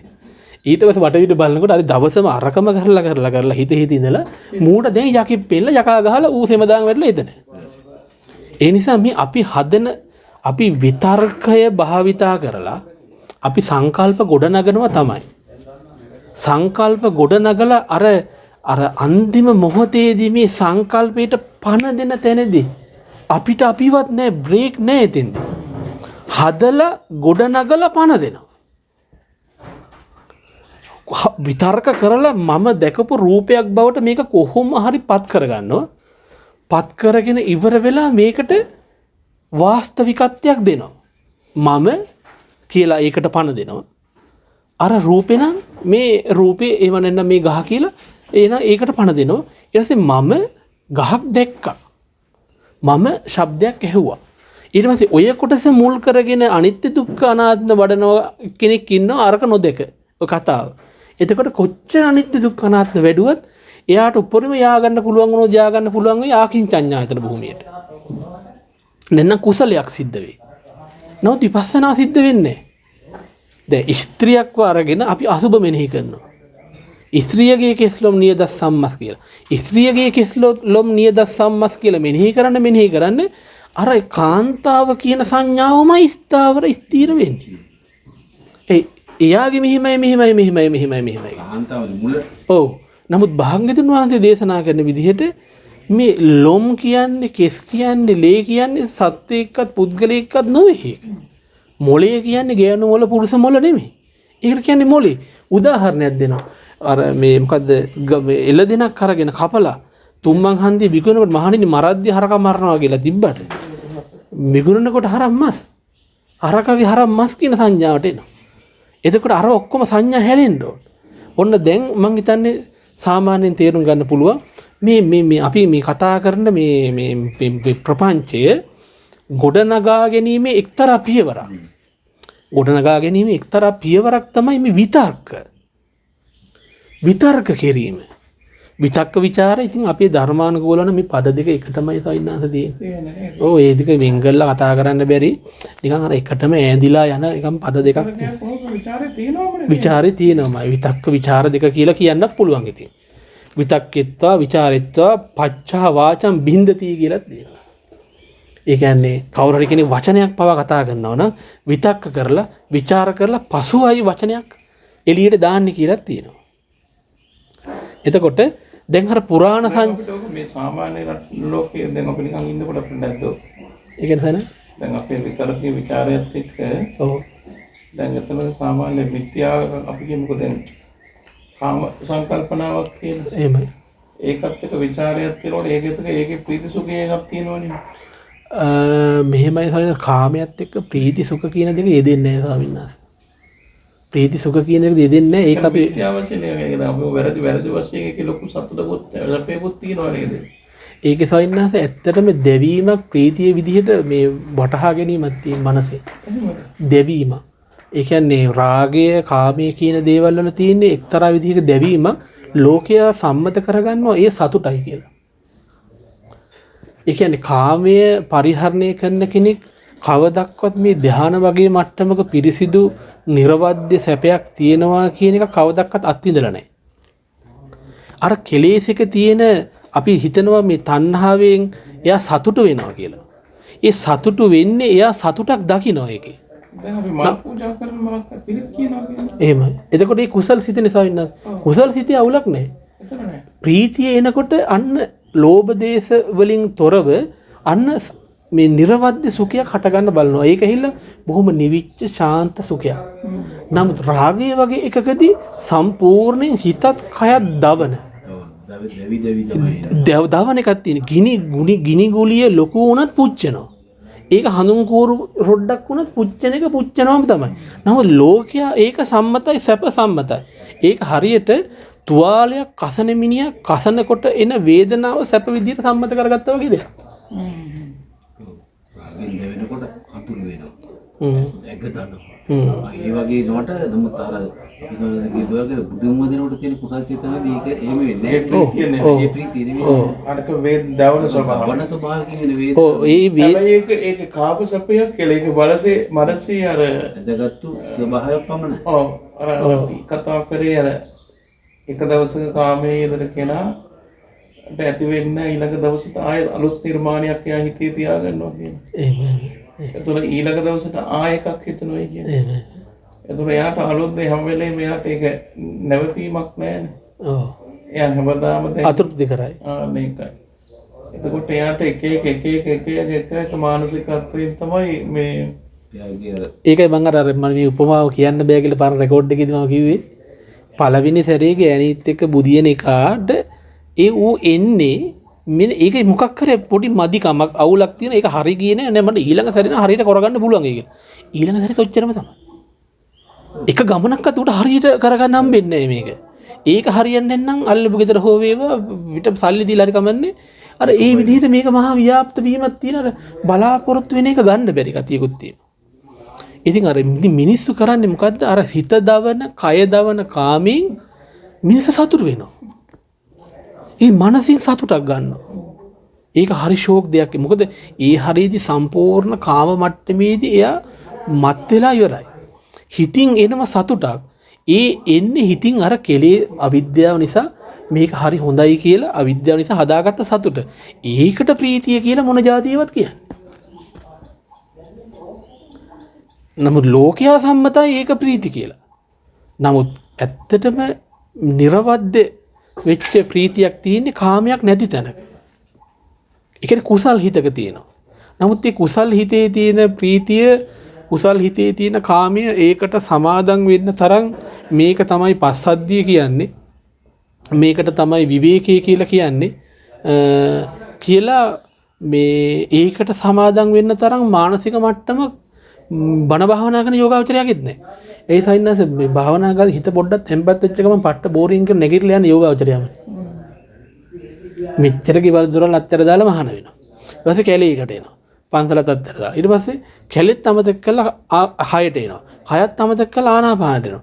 ආනාපානෙත් එක්ක ඉන්නකොට ඒක කම්මැලි කියලා මිනිහ එක්ක බුදියන එක නැගිටලා යනවා. එයි අපේ හිත බාර ගන්න කැමති නෑ. එයා හිතන්නේ ඒක මෙතන සැපයක් තියෙන්න බෑ. සැපයක් තිබ්බොත් තියෙන්න ඕනේ කාමයේ කියලා. සැපයක් තිබ්බොත් තියෙන්න ඕනේ කාමයේ කියලා. ඉතින් ඒ නිසා මේ කාමයේ විතක්ක තියෙනවා, කාමයේ ਵਿਚාර තියෙනවා. නමුත් අර අපි කතා කරන මේ අර ප්‍රීති කියලා අපි අර ධ්‍යාන වලින් කතා කරන ඒ ප්‍රීතිය නොවේ තියෙන්නේ. නමුත් මානසික සතුටක් නැතුව නොවේ. ආස්වාදනීය සතුටක් තියෙනවා. ඒ එතෙන්ට මේ අර ප්‍රීති කියන අර අපි කතා කරන ප්‍රීති කියන එක නම් මේ වැටෙන්නේ නැති පොඩි වෙනසක් තියෙනවා. ඒ නිසා භාග්‍යවතුන් වහන්සේ දේශනා කරනවා බුදු වෙච්ච අලුතම මට බෑ බණ කියන්න කියලා. මට හරි කලන්තේ කියන. සෑම බුදුරජාන් වහන්සේ නමකටම ඕක හිතෙනවා. ඒක කියනවා ආලේ රාමාකෝ පනායම් පජා. මේ ප්‍රජාව තණ්හාවේ එලී පවතී. අන්න බලන්න තණ්හාව කියන්නේ කොච්චර කටුක දුක් ගෙන දෙන එකක් වුණත් ඒ මොහොතේදී හිතත් කයත් දෙවුණත් ඔහු ඒකේ එලිලා පවතිනවා කියනවා. ආලේ රාමාකෝ පන ආලේ මේ ඒක ඇදිලා පවතින ආලේ රාමා ආලේ රතා ඒකේ එලිලා ඉන්නවා කියලා කියනවා. ආලේ සමුදිතා තණ්හාවෙන්මයි සතුටු වෙන්නේ කියලා කියනවා. එතකොට මේ ඇලුණු සතුටු වෙච්ච ಗುಣ කියන ගතියක් මේ තණ්හාවේම සත්‍යයේ හිතේ තියෙනවා කියනවා. ඒ නිසා මම මේ මා විසින් අවබෝධ කරගත්තා වූ සූක්ෂම වූ ධර්මයේ මේ ලෝකයට දේශනා කරන්න ගියාම ඒක මට වෙහසයි. ඉදප්පච්චේතා සංඛ්‍යාත පටිච්චසමුප්පාදයට නිවනත් මේක ලෝකෙට දේශනා කරන්න ගියාම පුදුම වෙහසයි කලාන්තේ කියලා කියනවා. කියලා බුදුහාමුදුරුවෝ පස්සට යනවා කියලා කියනවා. ඒ නිසා මේ අපි මේ දේශනා කරන ධර්මයේ වුණත් ඇත්තටම මේ අපි මේ සාකච්ඡා කරගන්න හදන ධර්මයේ වුණත් හරියටම තැනට යනකොට සාවින්නාස සුබ ලකුණක් විදිහටයි මම දකින්නේ මේක සැකයක් ඇති වෙනවා කියන එක. ඒකේ ලකුණක් තියෙනවා. හරියටම වදින්න ඕන තැනට වැදුනා. අපි මල්ලේ දාලා ඉබ්බෝ දාලා ලොක් කරගෙන ඉන්න කොටස තියෙන්නේ. හරියටම දඩක් ගාලා අර ලෝකයේ කියලා අපි අල්ලගත්ත කොටසට හෙන ගැහුවා වගේ අකුණු පාර වගේ මේ දහම් කොටසකින් වැදිච්ච ගමන් අන්න ඇවිස්සලා එනවා. හිතට මහා විතරකයක් මහා මේ ඒකට කියන දීර්ඝායුෂ්ක දෙවිවරු මේ මොකද්ද මේ කම්පැනිටපත් වෙනවා කියලා බුදුගහමඳුර බුදු වෙනකම් බලන් හිටියා. බලන් හිටියට පස්සේ භාග්‍යවතුන් වහන්සේ දේශනා කරනවා මේ මොකද්ද මේ ලෝකේ සියල්ලම අනිත්‍යයි. මේක කැඩෙනවා බිඳෙනවා කියලා දේශනා කරනකොට දෙවිවරු කියනවලු අන්න භාග්‍යවතුන් වහන්සේ අපි මැරෙනවා කියලා කියනවා කියලා. මොකද ඒගොල්ලෝ හිතන් හිටියේ අපි මැරෙන එකක් නැහැ කියලා. අන්න ඒ වගේ. එතකොට මේ ওই විතක්ක අර ආපවර කතාවට ගියොත් විතක්ක ਵਿਚාර කියලා දෙකම අපි ගොන්නන් ගන්න පුළුවන්. විතක්ක ਵਿਚාර කියන මේ දෙක එහෙම නැත්නම් මේ විතර්ක කිරීම හරහා විතක්ක කියන පදේ ගමු. ඒ කියන්නේ මේ අපි මනසේ කරන එක්තරා විදිහක මේ දෙඩවිල්ලක් කියලා කියන්න පුළුවන්. සිතින් හිතීම. මේ සිතින් සිතීම හරහා අපි විශාල සංකල්ප හදා ගන්නවා. විශාල සංකල්පයක් හදාගෙන ඒ හිතන හරියට කෙලසිලා අවසාන මට්ටමකට එනකොට අපිට මේක මඤ්ඤණාවක්. එහෙම නැත්නම් ප්‍රපංචයක් කියන මට්ටමට ඒක යනවා. ප්‍රපංචයක් කියන මට්ටමට ඒක යනවා. එතකොට වෙන්නේ මම ඉන්නවා. මම පරිහරණය කරපු අරමුණක් තියෙනවා. එතකොට මේ තමයි වලිගේ හරිය. එතකොට මේ ලෝකයේ පිළිබඳ ප්‍රපංච කලා කියන ගණේටයි වැටෙන්නේ. එතකොට අපි පරිහරණය කරන්නේ අර ඇහැ රූප චක්කු විඥාන ලෝක නෙවෙයි දැන්. අපි දැන් පරිහරණය කරන්නේ අර ඇහෙන් චක්කු ලෝකයෙන් චක්කු ලෝකෝ කියලා කියන්නේ ඒ චක්කු ලෝකයෙන් අර ආපු වේදනාවට ඒ වේදනාවට මුල් කරගෙන අපි හටගන්න අපේ සංඥාවක් තියෙනවා. අපි එක කලින් කතා කළා. ඒ සංඥාව දැන් මම කලින් කිව්වා ඒ සංඥාව කෙලෙසිලා. සංජානාති කියන තැන නිත්‍ය සුඛ සුභ ආත්ම විදිහට තමයි ගන්නෙ. මොකද අරගෙන තියෙන්නෙම පුරුදු වෙලා තියෙන්නෙම ඒ විදිහට අරගෙනම. දැන් මේකේ දැන් මෙතෙන්ට අපි කිව්වා තේ එකක් ගේන කියලා. එනකොට අපි කතා දෙකක් නෑ අපි හිතන්නේම තේ එකක් ගෙනාවා කියලාමයි සහ ගේනවා කියලාමයි. ගේන කොට රැවටිලා ගේන්න කල්ලු රැවටිලා. සමහර විට සාමින්නාස කිරි හැදුවා වුණද හරි පුදුමයි. ඊට පස්සේ ඇස්සර්ල බලනකොට සුදු පාට සුදු පාට නෙමෙයි කියලා ගිහිල්ලා ටී එකේ හැප්පිලා හරිමිලා මේක තේ එකක් කරගෙන අන්න එතනද සංඥාව විකෘති කරගන්නව කොහොම හරි. නිත්‍ය සුඛ සුභ වලින් මේක සංඥාව විකෘති කරගන්නවා. ඊට පස්සේ තමයි මේ විතර්කණය කියන එක එන්නේ. මේ මනසේ වේගයෙන් සිද්ධ වෙන දේවල් මේවා. ඊට පස්සේ මේක අර විදිහට නිත්‍ය සුඛ සුභ විදිහට හෝ අරගෙන ඊට පස්සේ මේක මානසික විතර්කයක් බවට පත් වෙලා අවසාන හරියේදී හිතින් හිතලා හදාගත්ත මම සහ තේක කියලා එකක් තියෙනවා. මම සහ තේක කියලා එකක් කියනවා. එතකොට ඒ පුද්ගලයා එහෙම හදාගන්න ප්‍රධානම හේතුවක් මොකද්ද? ඒ විදිහට ප්‍රතිනිර්මාණය කරගන්න දෙයක්. ප්‍රධානම හේතුවක් තමයි එයාට පිහිටා සිටීමේ භූමිය විදිහට එයාට සංඥාවක් විද්‍යමාන වෙනවා. ඒක තවදුරටත් සංඥාවක් නොවේ එයාට. තවදුරටත් සංඥාවක් නෙමෙයි ඒ මතින් කතන්දරයක් ගොඩනැගීමට තරම් ශක්තිය ඇති භූමියක් වගේ දෙයක් එයාට. ඊට පස්සේ තමයි අර පරණ කෙලෙස් ධර්ම වලින් විතර්කයට ලක් කරලා අවසානයේ මහා ප්‍රපංචයක් දක්වා බැහැගෙන යන්නේ. ප්‍රපංචයට බැස්සායින් පස්සේ ඒ මනුස්සයාට ඇත්තක් නැත්තක් පේන්නේ. ඒ ප්‍රපංචයට බැස්ස හරිය කොයි වගේද කියලා අපි කියනවනම් ඒක සාමින්නාස මෙන්න මේ වගේ කියලා කියන්න තියෙනවා. මේ අපිට ඇහැට පේන්න දකින්න තියෙන මේ මට්ටම මේක මෙසේමයි. නමුත් එතකොට රහතන් වහන්සේට මේ මට්ටම නැද්ද කියලා කෙනෙක් ආයි. නමුත් ඒක එහෙම නොවේ කියලා කියන්නේ ඒ අත්දැකීම නැත්නම් කොහොමද කියන්නේ? මේකෙන් කෙලෙස් වෙන් කරලා 100% මේ අරමුණෙන් තණ්හාමාන දිට්ටි පෙරුවට පස්සේ මේක පෙනෙන්නේ කොහොමද කියන එකට අර්ථකථනයක් දෙන්න රහත් වෙන්න ඕන. ඉතින් භාග්‍යතුන් වහන්සේ අර්ථකථනයක් දෙනවා. මහණෙනි මා ඇසින් දැකිය යුතු රූපයක් ඇතැයි නොහඟි. ඇහෙන් රූප දකින්නවා කෙසේ වෙතත් ඇහෙන් බලන්න රූපයක් තියෙනවා කියලාවත් මං හිතන්නේ. ඉතින් එහෙම තියෙනවා කියලා හිතන්නේ නැති කෙනෙක් මේ මම පෘථුවියෙන් කියලා මා පෘථුවිය මතය පටවින් මේ පටවින් මඤ්ඤති පටවින් තෝ මඤ්ඤති කිය පටවියා මඤ්ඤති කී දැන් මෙහෙම ගන්න තියා අඩුම තරමේ අතන රූපේවත් අරගෙන නැහැ.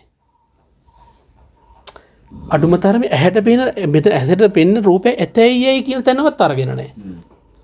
ඒ නිසා දහම් කැඩපත හරහා අපිට කියන්න පුළුවන් මේ පරිහරණය කරන එක නම් තමයි ඔය කියන කෙලෙසේ. වෙන කිසිවක් නොවේ. නමුත් අරකට 100% අර්ථකථනයක් දෙනවා කියන එක මහා පුදුමාකාර මේ අපහසුතාවයක්. ඒකට දෙන්න පුළුවන් කියන්නේ අපි තුන් දෙනා වැඩේ කරගෙන ඉවරයි නා. ඒ කියන්නේ අපි රහත්. එහෙම වුණොත් ඉතින් ඒ නිසා මේ ඒක පරම ගම්බීර මට්ටමක් මේ මමයව ඉවත් කරනවා කියන එක නම් ඒක සෙල්ලම් සිද්ධියක් නොවේ. මම ඉවත් කරපු රහතන් වහන්සේලා පවා මම එනවා මම කනවා මම ඉඳ ගන්නවා කියලා කතා කරනවා. දැන් මේක අහන් හිටිය දෙවි කෙනෙක්. ඒ දෙවියන්ට මේක දැන් ප්‍රශ්නයක්. දෙවියෝ ගිහින් භාග්‍යවතුන් වහන්සේගෙන් ඇහුවා අර රහතන් වහන්සේලා මම යනවා එනවා කනවා බොනවා කියලා කතා කරනවානේ. ස්වාමීන් වහන්සේ මේ මොකද්ද මේ? භාග්‍යවතුන් දේශනා කළා වෝහාර මත්තං සෝ වෝහරය. විවහාර මාත්‍රයක් සඳහා විවහාර කරනවා එච්චරයි. අපිට විවහාරයට පණ ඇවිල්ලා. අල්ලගෙන අපි ඒක. දැන් හඳේ හාවා චිත්‍රයක් කියන එක අපිටනේ. පොඩි එකාට ඒක හාවෙන්නේ. ඔන්නෝකයි ප්‍රශ්නේ. මිරිඟුව කියන එක මුවාට වතුර. අපිට මිරිඟුව. දැන් කටුකුරුන්දී ආමඳුරෝ කියනවා අපි මේ කතාව කියලා මුවාට තඩි බානවා. නමුත් ඇත්තටම අපිත් එහෙමලු. මුවාට වතුර යම්සේද මට මේ රෙකෝඩර් එක එසේ. මට මේ තේ එක එසේ. මට ඔබ වහන්සේ පේන්නේ එසේ. මේ ගස් කොළන් පේන්නේ එසේ. මේ විදිහට මිරිඟුව වතුර වෙලා අපි ඔක්කොටම. අන්න එක තමයි කිව්වේ මේ හැම අපි සංඥාවෙන් අල්ලගෙන ඉන්න දේවල්. ඔව්. ඒ කියන්නේ මේක සංඥාවෙන් අල්ලනවා වගේම මේ සංඥාව අල්ලගෙන ඉන්නේ. සංඥාව අල්ලගෙන ඉන්න ආසේ අනුසේ ධර්ම වලින්. ඒකට අපි පණ දී. ඒකට අපි මේ තණ්හා මාන දිට්ටි වලින් මේක මේ පණ ගන්නවල අරගෙන තියෙන. ඒක ඇහිලා තණ්හා මාන දිට්ටි තණ්හා මාන දිට්ටි තමයි. නමුත් ඒ ප්‍රපංචය කියන එකෙන් මේක ප්‍රපංචිත වෙලා අන්තිමට මේක ප්‍රපංච පාලි වචනයක් තියෙනවා ප්‍රපංච සංඥා සංකා කියලා. ඒ කියන්නේ ප්‍රපංච සංඛ්‍යාතයකට වැටෙනවා ගිහිල්ලා. ඒක හරියට අර මිදුල අතු ගන්න වෙන්නේ. තනිකර මිදුල අතු ගන්නවමනේ. අන්න ඒ අය හරියටම වැටිලා අපි. එතකොට අපිට දැන් අතු ගන්නවා කියන්න පුළුවන්. ඉස්සර අතු ගාපු ඒවට ඔක්කොටම පණ එන්න පුළුවන්. ඒ වගේම හිතත් කොළ වැටේවි. ඒ නිසා ගසුත් කපයි හිත අතුත් ගා. එතකොට ඒකට සම්බන්ධ වෙච්ච තව සංකල්ප ඉවරයක් කරන්න බෑ. ඊට පස්සේ දැන් අපි මේ දානශාලා හදන්න ඉන්නවා. ඊට පස්සේ ඒ ගහ දානශාලාවට සම්බන්ධ වෙනවා. ඊට පස්සේ මේක කැඩිල්ලට සම්බන්ධ වෙනවා. ඊට පස්සේ බාස්ට සම්බන්ධ වෙනවා. ඊට පස්සේ ගල් ගඩොල් වලට සම්බන්ධ වෙනවා. ඊට පස්සේ රජයේ සිමෙන්ති හංගලා කියනවා. ඊට පස්සේ බඩු නැහැ දැන් ඊට පස්සේ. ඊට බඩු ටික හම්බ වෙනවා කියනකොට සල්ලි නැහැ ඊට පස්සේ. සල්ලි තියෙනවා කියනකොට ආයි බාස් නැහැ ඊට පස්සේ. අන්තිමට බලලා යනකොට අතු ගාපු එකේ හිටියේ අන්තිමට නැවතිලා තියෙන තැන අපිටවත් හොයන්න බෑ. බිල්ඩිම හදලා චෛත්‍ය හදනකම් හොයන්න බෑ. බිල්ඩිම හදලා චෛත්‍ය විවුර්ත කරනකම් හොයන්න බෑ. මම කියන්නේ මේක මේක තමයි බුදුරජාණන් කිව්වේ මේ උඹලා මේ පැටලෙලින්නේ කියන්නේ. නූල් බෝලේ පැටලුවා. ඒ මේක පැටව ගහනවා. සංකල්ප පැටව ගහනවා. දැන් මට හිතෙන ටික ඔබ වහන්සේට දෙන්න ඔබ වහන්සේට මේ සවන දෙන්නේ. දැන් මට අතු ගන්න හිතෙන සමහරවිට බත් එක්ක ගහලා වෙන්න ඇති. දෙක බින කෙනෙකුට එහෙම හිතෙන්න පුළුවන් නේද? දැන් උයලා වෙන්න ඇති. ඒ ඉතින් තව කෙනෙක් හිතෙන්න පුළුවන්. අතු ගන්නවා නේද? කොළ ටිකක් වැල්ලා තිබ්බා ඒක හොඳයි. මේ මිදුලෙත් ටිකක් තියෙනවා. ඒ ටික මෙහෙම කරා මෙහෙම. තව කෙනෙකුට හිතෙනවා මේ අතු ගන්නකොට ඊ අතු කකා ඉන්නකොට අර කුණ කට්ට හිටියානේ මේ අම්බෝ ආ ඉන්නවද දැන්. එක එක්කෙනා එයා කුණ කට්ටගෙන් ගිහිල්ලා ඊට පස්සේ තව ඒකට ගිහිල්ලා තව ඒකට ගිහිල්ලා තව ඒකට ගිහිල්ලා කොහෙන් කොතන අවසන් කළා අන්තිමට අර කැකිලි රජුගේ නඩු තීන්දුව වගේ. මොකද්ද කේස් එක? ගියක් කඩා වෙලා. අර කොහෙවත් වෙන මුදලාලියක මරනවා. ඒ වගේ අන්තිමට අපිට සිහිය උපදිනකොට එක්කෝ මේ අතු ගානක මුල් කරගෙන රජයට හරි බැලලා තමයි නවතින්නේ. එතින්දි සිහිය ආවත් ලොකු දෙයක් අර කවුද අපේ ස්වාමින්වහන්සේනමක් කියන භාවනා කරනකොට හිත පිට යනවලු. ඒ හිත පිට ගියාම දැනගන්න ඕනේ අද භාවනා කරලා හිත පිට ගියාම සමහරව දැනගන්නේ හෙටලු ඒක. අද හිත පිට ගියාම දැනගන්න ඕනේ අද කියලා. සමහරව දැනගන්නේ ඒක හෙටලු. එච්චර කාල හිත පිට ගිහින් දිනන මෑන් දන්නේ නැහැ. ඒ විදිහට ප්‍රපංචයේ තියෙනවා අර අතනින් නවත්ත ගන්න බැරි වුණොත් වේදනාව විඳින තැනින් මේ වේදනාවට අදාළ එතන ඒ නාම රූප ධර්මයක් මෙතන විඥානය සහ නාම රූප ධර්මයාගේ පැවැත්ම මේක මෙතනින් විපස්සනාව අධිගමනය කරන්නේ නැතුව එතනින් නවත්ත ගන්න බැරි වුණොත් මුලින්ම සිහිය මුලින්ම මෙතන සිහිය උපදිනකොට ප්‍රපංචය වැඩෙන්නේ නැහැ කියලා කියනවා. අර දෙවි කෙනෙක් ඇහිලා කියනවා සවන්ති සබ්බදී සෝතානං කින් නිවාරණ. මේ හැම තැනම මේ තෘෂ්ණාව නැමැති සෝදස ගලාගෙන යනවා මේක කොහොමද නවත්තන්නේ කියලා අහනවා. ඊට පස්සේ කියනවා සතිතේසං නිවාරයන්. සිහියෙන් ඔහු වේ ගලාගෙන යන තෘෂ්ණා දියවැල් සියල්ලම නවත්තනවා. තෘෂ්ණා ගංගාව නවත්තනවා සිහිය. පඤ්ඤා යේතේ පිටියරේ. නුවණින් එය කපා හරිනවා. සම්පූර්ණයෙන් වියලවා හරිනවා කියලා භාග්‍යවතුන් දේශනා කරනවා. එහෙනම් සිහියෙන් બ્લોක් කරගන්න ඕන ප්‍රපංච මේ විශාලට මෙහි හැදෙනවා. මෙතනින් ඇහිලා ඔහොම නෙවෙන්නේ. ලොකු වෙලා යන්නේ. මෙතනින් બ્લોක් කරගන්නවා බැලුම් බෝලේ බිම්බෙන්න දෙන්නේ නැහැ. පැතිරලා මුල් අතු ඉති යන්න දෙන්නේ නැහැ. විශාල ගහ හැදෙන්න දෙන්නේ නැහැ. මෙතනින් બ્લોක් කරලා එතෙන්ට සිහි නෝන සතිපට්ඨානේ පවත්තලා ප්‍රඥාවෙන් එතන තියෙන නොදැනුවත්කම එතන තියෙන මුලාව දුරු කරලා දැම්මට පස්සේ අර විශාල ප්‍රපංච ගොඩනැගීම සිද්ධ වෙන්නේ නැහැ. ඒකයිල මොකද කියන්නේ තව පැහැදිලි දැනක් තියෙනවා. එහෙනම් මම තේබුණා. මේ අපි දැන් නවත්ත ගන්න යෙදුනා මොකද්ද මේ සංඥාව ගාවට අපි ආවා හෙන ලෝකේ වටේ වටයක් ගහලා තමයි ආවේ. එතකොට දැන් අපිට තේරුම් ගන්න පුළුවන් වෙන්න ඕන අර කලින් සාකච්ඡා වලට වඩා දැන් මේක අමුතු පැතිවලට යමින් සුද්ධ වෙනවා. අපි ප්‍රපංච ගැන කතා කරනවා, ආසව ගැන කතා කරනවා, අනුසය ගැන කතා කරනවා, සංඥා ගැන කතා කරනවා. මේ ගොඩක් දේවල් ගැන කතා කර යනවා. ඉතින් හරියම වැදගත් මේ සූත්‍රය හිමින්සරේ පැහැදිලි කරගත්තොත් මම හිතේ සූත්‍ර ධර්ම වලින් විශාල ප්‍රමාණයක් අපි ආවරණය කරගත්තා කියන සතුටට එනවා. ඉතින් මම නවත්තපු දැන ඉඳන් නැවතත් ඉදිරියට තව ටිකක් කතා කරන්න කැමතියි. ඒක තමයි මේ දැන් අපි කොහොම හරි කැරකෙයිලා අපි ආවා වේදනා ධර්මයට එනකන් ආවා. අපි එතන අපි කිව්වා ඇහෙන් කනෙන් නාසයෙන් දිවෙන් ශරීරයෙන් මනසෙන් යම් වේදනා ධර්මයක් විඳින අවස්ථාවේදී එතෙන් අපිට යම් කිසි සුද්ධ භාවයක් අපිට මනවන්න පුළුවන්. ඒක එතන වේදනා කියන එක අරගෙන කතා කරන මම එක කියන්නේ අභිධර්මයේ ඉගෙනගෙන මේක පටලවා ගන්න බෑ. එතන වේදනා සංඥා චේතනා ආරම්භ සර්වචිත්ත සාධාරණ කීකේ දැන් එතන පටලවන්න යන්න නාකයි අභිධර්මයේ දැනගත්තා කියලා මේ කතා කරන්නේ දීපංච විඤ්ඤා අරමිය කීකේ ගන්න ගියොත් දැන් එතන ආය පැටලෙනවා. පටලව ගන්න නාකයි. අභිධර්මයේ හොඳයි පටලව ගන්නොත් නරකයි. ඒ නිසා මෙතෙන්දී මේ කාරණාව තේරුම් අරගෙන අභිධර්මයට දාගන්න එකයි තියෙන්නේ. එතන වේදනා කියලා ගත්ත ප්‍රකටාර්ථය. ඇත්තටම අපි ස්වාමින්වහන්සේ රියැක්ෂන් එකක් ගොඩක් වෙලාවට අපි ප්‍රතිචාරයක් ගොඩක් වෙලාවට දක්වන්නේ වේදනාවකටමයි. මේ වේදනාවට ප්‍රතිචාර දක්වන්න එක හේතුවක් තියෙනවා. මේ වින්දනයක් මුල් කරගෙන මේ සසර පැවැත්ම පවත්වන නිසා. අපි ඊයේත් කතා කළා මේ සංසාරයේ සත්‍ය ගමන් කරන්නේ මේ සැප වින්දනය මුල් කරගෙන. සැප විඳින්න ඕනේ. දුක් මේ මොකට කියනවා ජීවතු කාමෝ න මරිචු කාමෝ. ජීවත් වෙන්න කැමති මැරෙන්න අකමැති. එතකොට මේ සත්‍යයේ එක්තරා ස්වરૂපයක් ඒක. එතකොට මේ වේදනාව එනකොටම මේකෙන් සැප විඳින්න පුළුවන්ද කියලා බලන ගතියක් අපේ තියෙනවා. එතකොට මම ඊට කලින් පැහැදිලි කිරීම වලදී මම කතා කළා ඒ වේදනාව කියන එකේදී අපිට හම්බ වෙන අමිහිරි අත්දැකීමක පවා අපේ හිත පිනවීමක් සිද්ධ වෙනවා කියලා. ඒ පිනවීම සිද්ධ වෙන්නේ ඇත්තටම කොහොමද කියන එක ඊයේ චුට්ටයි කතා කළේ. අද අද කතා කරනවා මේකේ මේ පටවින් අභිනන්දති කියන කොටසට අදාළ වෙනවා. මොකද අනිත් ටික මම තාම කතා කරලා නැහැ. ඒක කතා කරන්නේ අමාරු ටිකකින් අපි මේ වටෙන් අල්ලගෙන යනවා.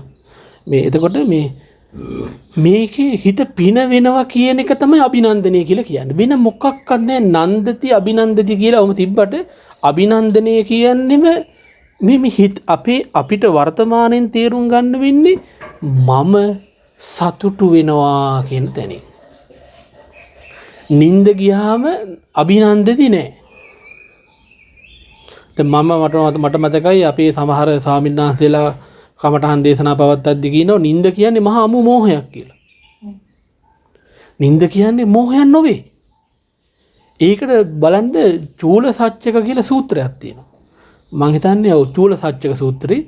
චූල සත්‍යක සූත්‍රයේදී භාග්‍යවතුන් වහන්සේගෙන් නින්ද ගැන අහද්දී භාග්‍යවතුන් වහන්සේ දේශනා කරනවා සත්‍යකයේ නින්ද මම සරාගයි කියා දේශනා නොකරමි. නින්ද මම සමෝහයි කියා දේශනා නොකරමි. සදෝසයි කියා දේශනා නොකරමි. රාග දේශ මෝහ වලින් තොර මට්ටමක් නින්ද කියලා කියන්නේ. නින්ද කියලා කියන්නේ මේ රාග දේශ මෝහ වලින් තොර මට්ටමක්. නින්දෙන් නැගිටිනකොට නැගිටින්නේ කවුද? මම. බුදියේ මම නැගිටින්නේ මම නැගිට්ටා කියන්නේම මගේ තියෙනවා පිනවීම. ඒ පින වෙනවා කියලා මේ අපි කතා කරන්නා වූ මේ අර්ථය අපි මේ කියන ඇලෙන ගැටෙන ස්වરૂප දෙකට පොඩ්ඩක් ඊට වඩා ගැඹුරු අර්ථයකින් අපි කතා කළේ. මම සතුටු වෙනවා කියන තැන අර මම කිය මිනිසුන්ට බනින්න ආසයි. දඩේමේ යන එක දඩේමේ යන්න ආසයි. විඩි දීලා සත්තු මරන එක ඒකට හරි ආසයි. බොරු කියන එක බොරු කියන ගල් පැල්ලනවා මේක ලක්ෂ ගාණක් එනවා ප්‍රේම එකවත් වටින්නේ නැහැ එච්චර. ඒක එච්චර වටිනවා කියලා හරි කියනවා. මොන ওই විදිහට මේ මිනිස්සයාට ඒකේ පුදුමාකාර වින්දනයක් තියෙනවා. එයා ඒකේ පීන වෙනවා ඒකේ.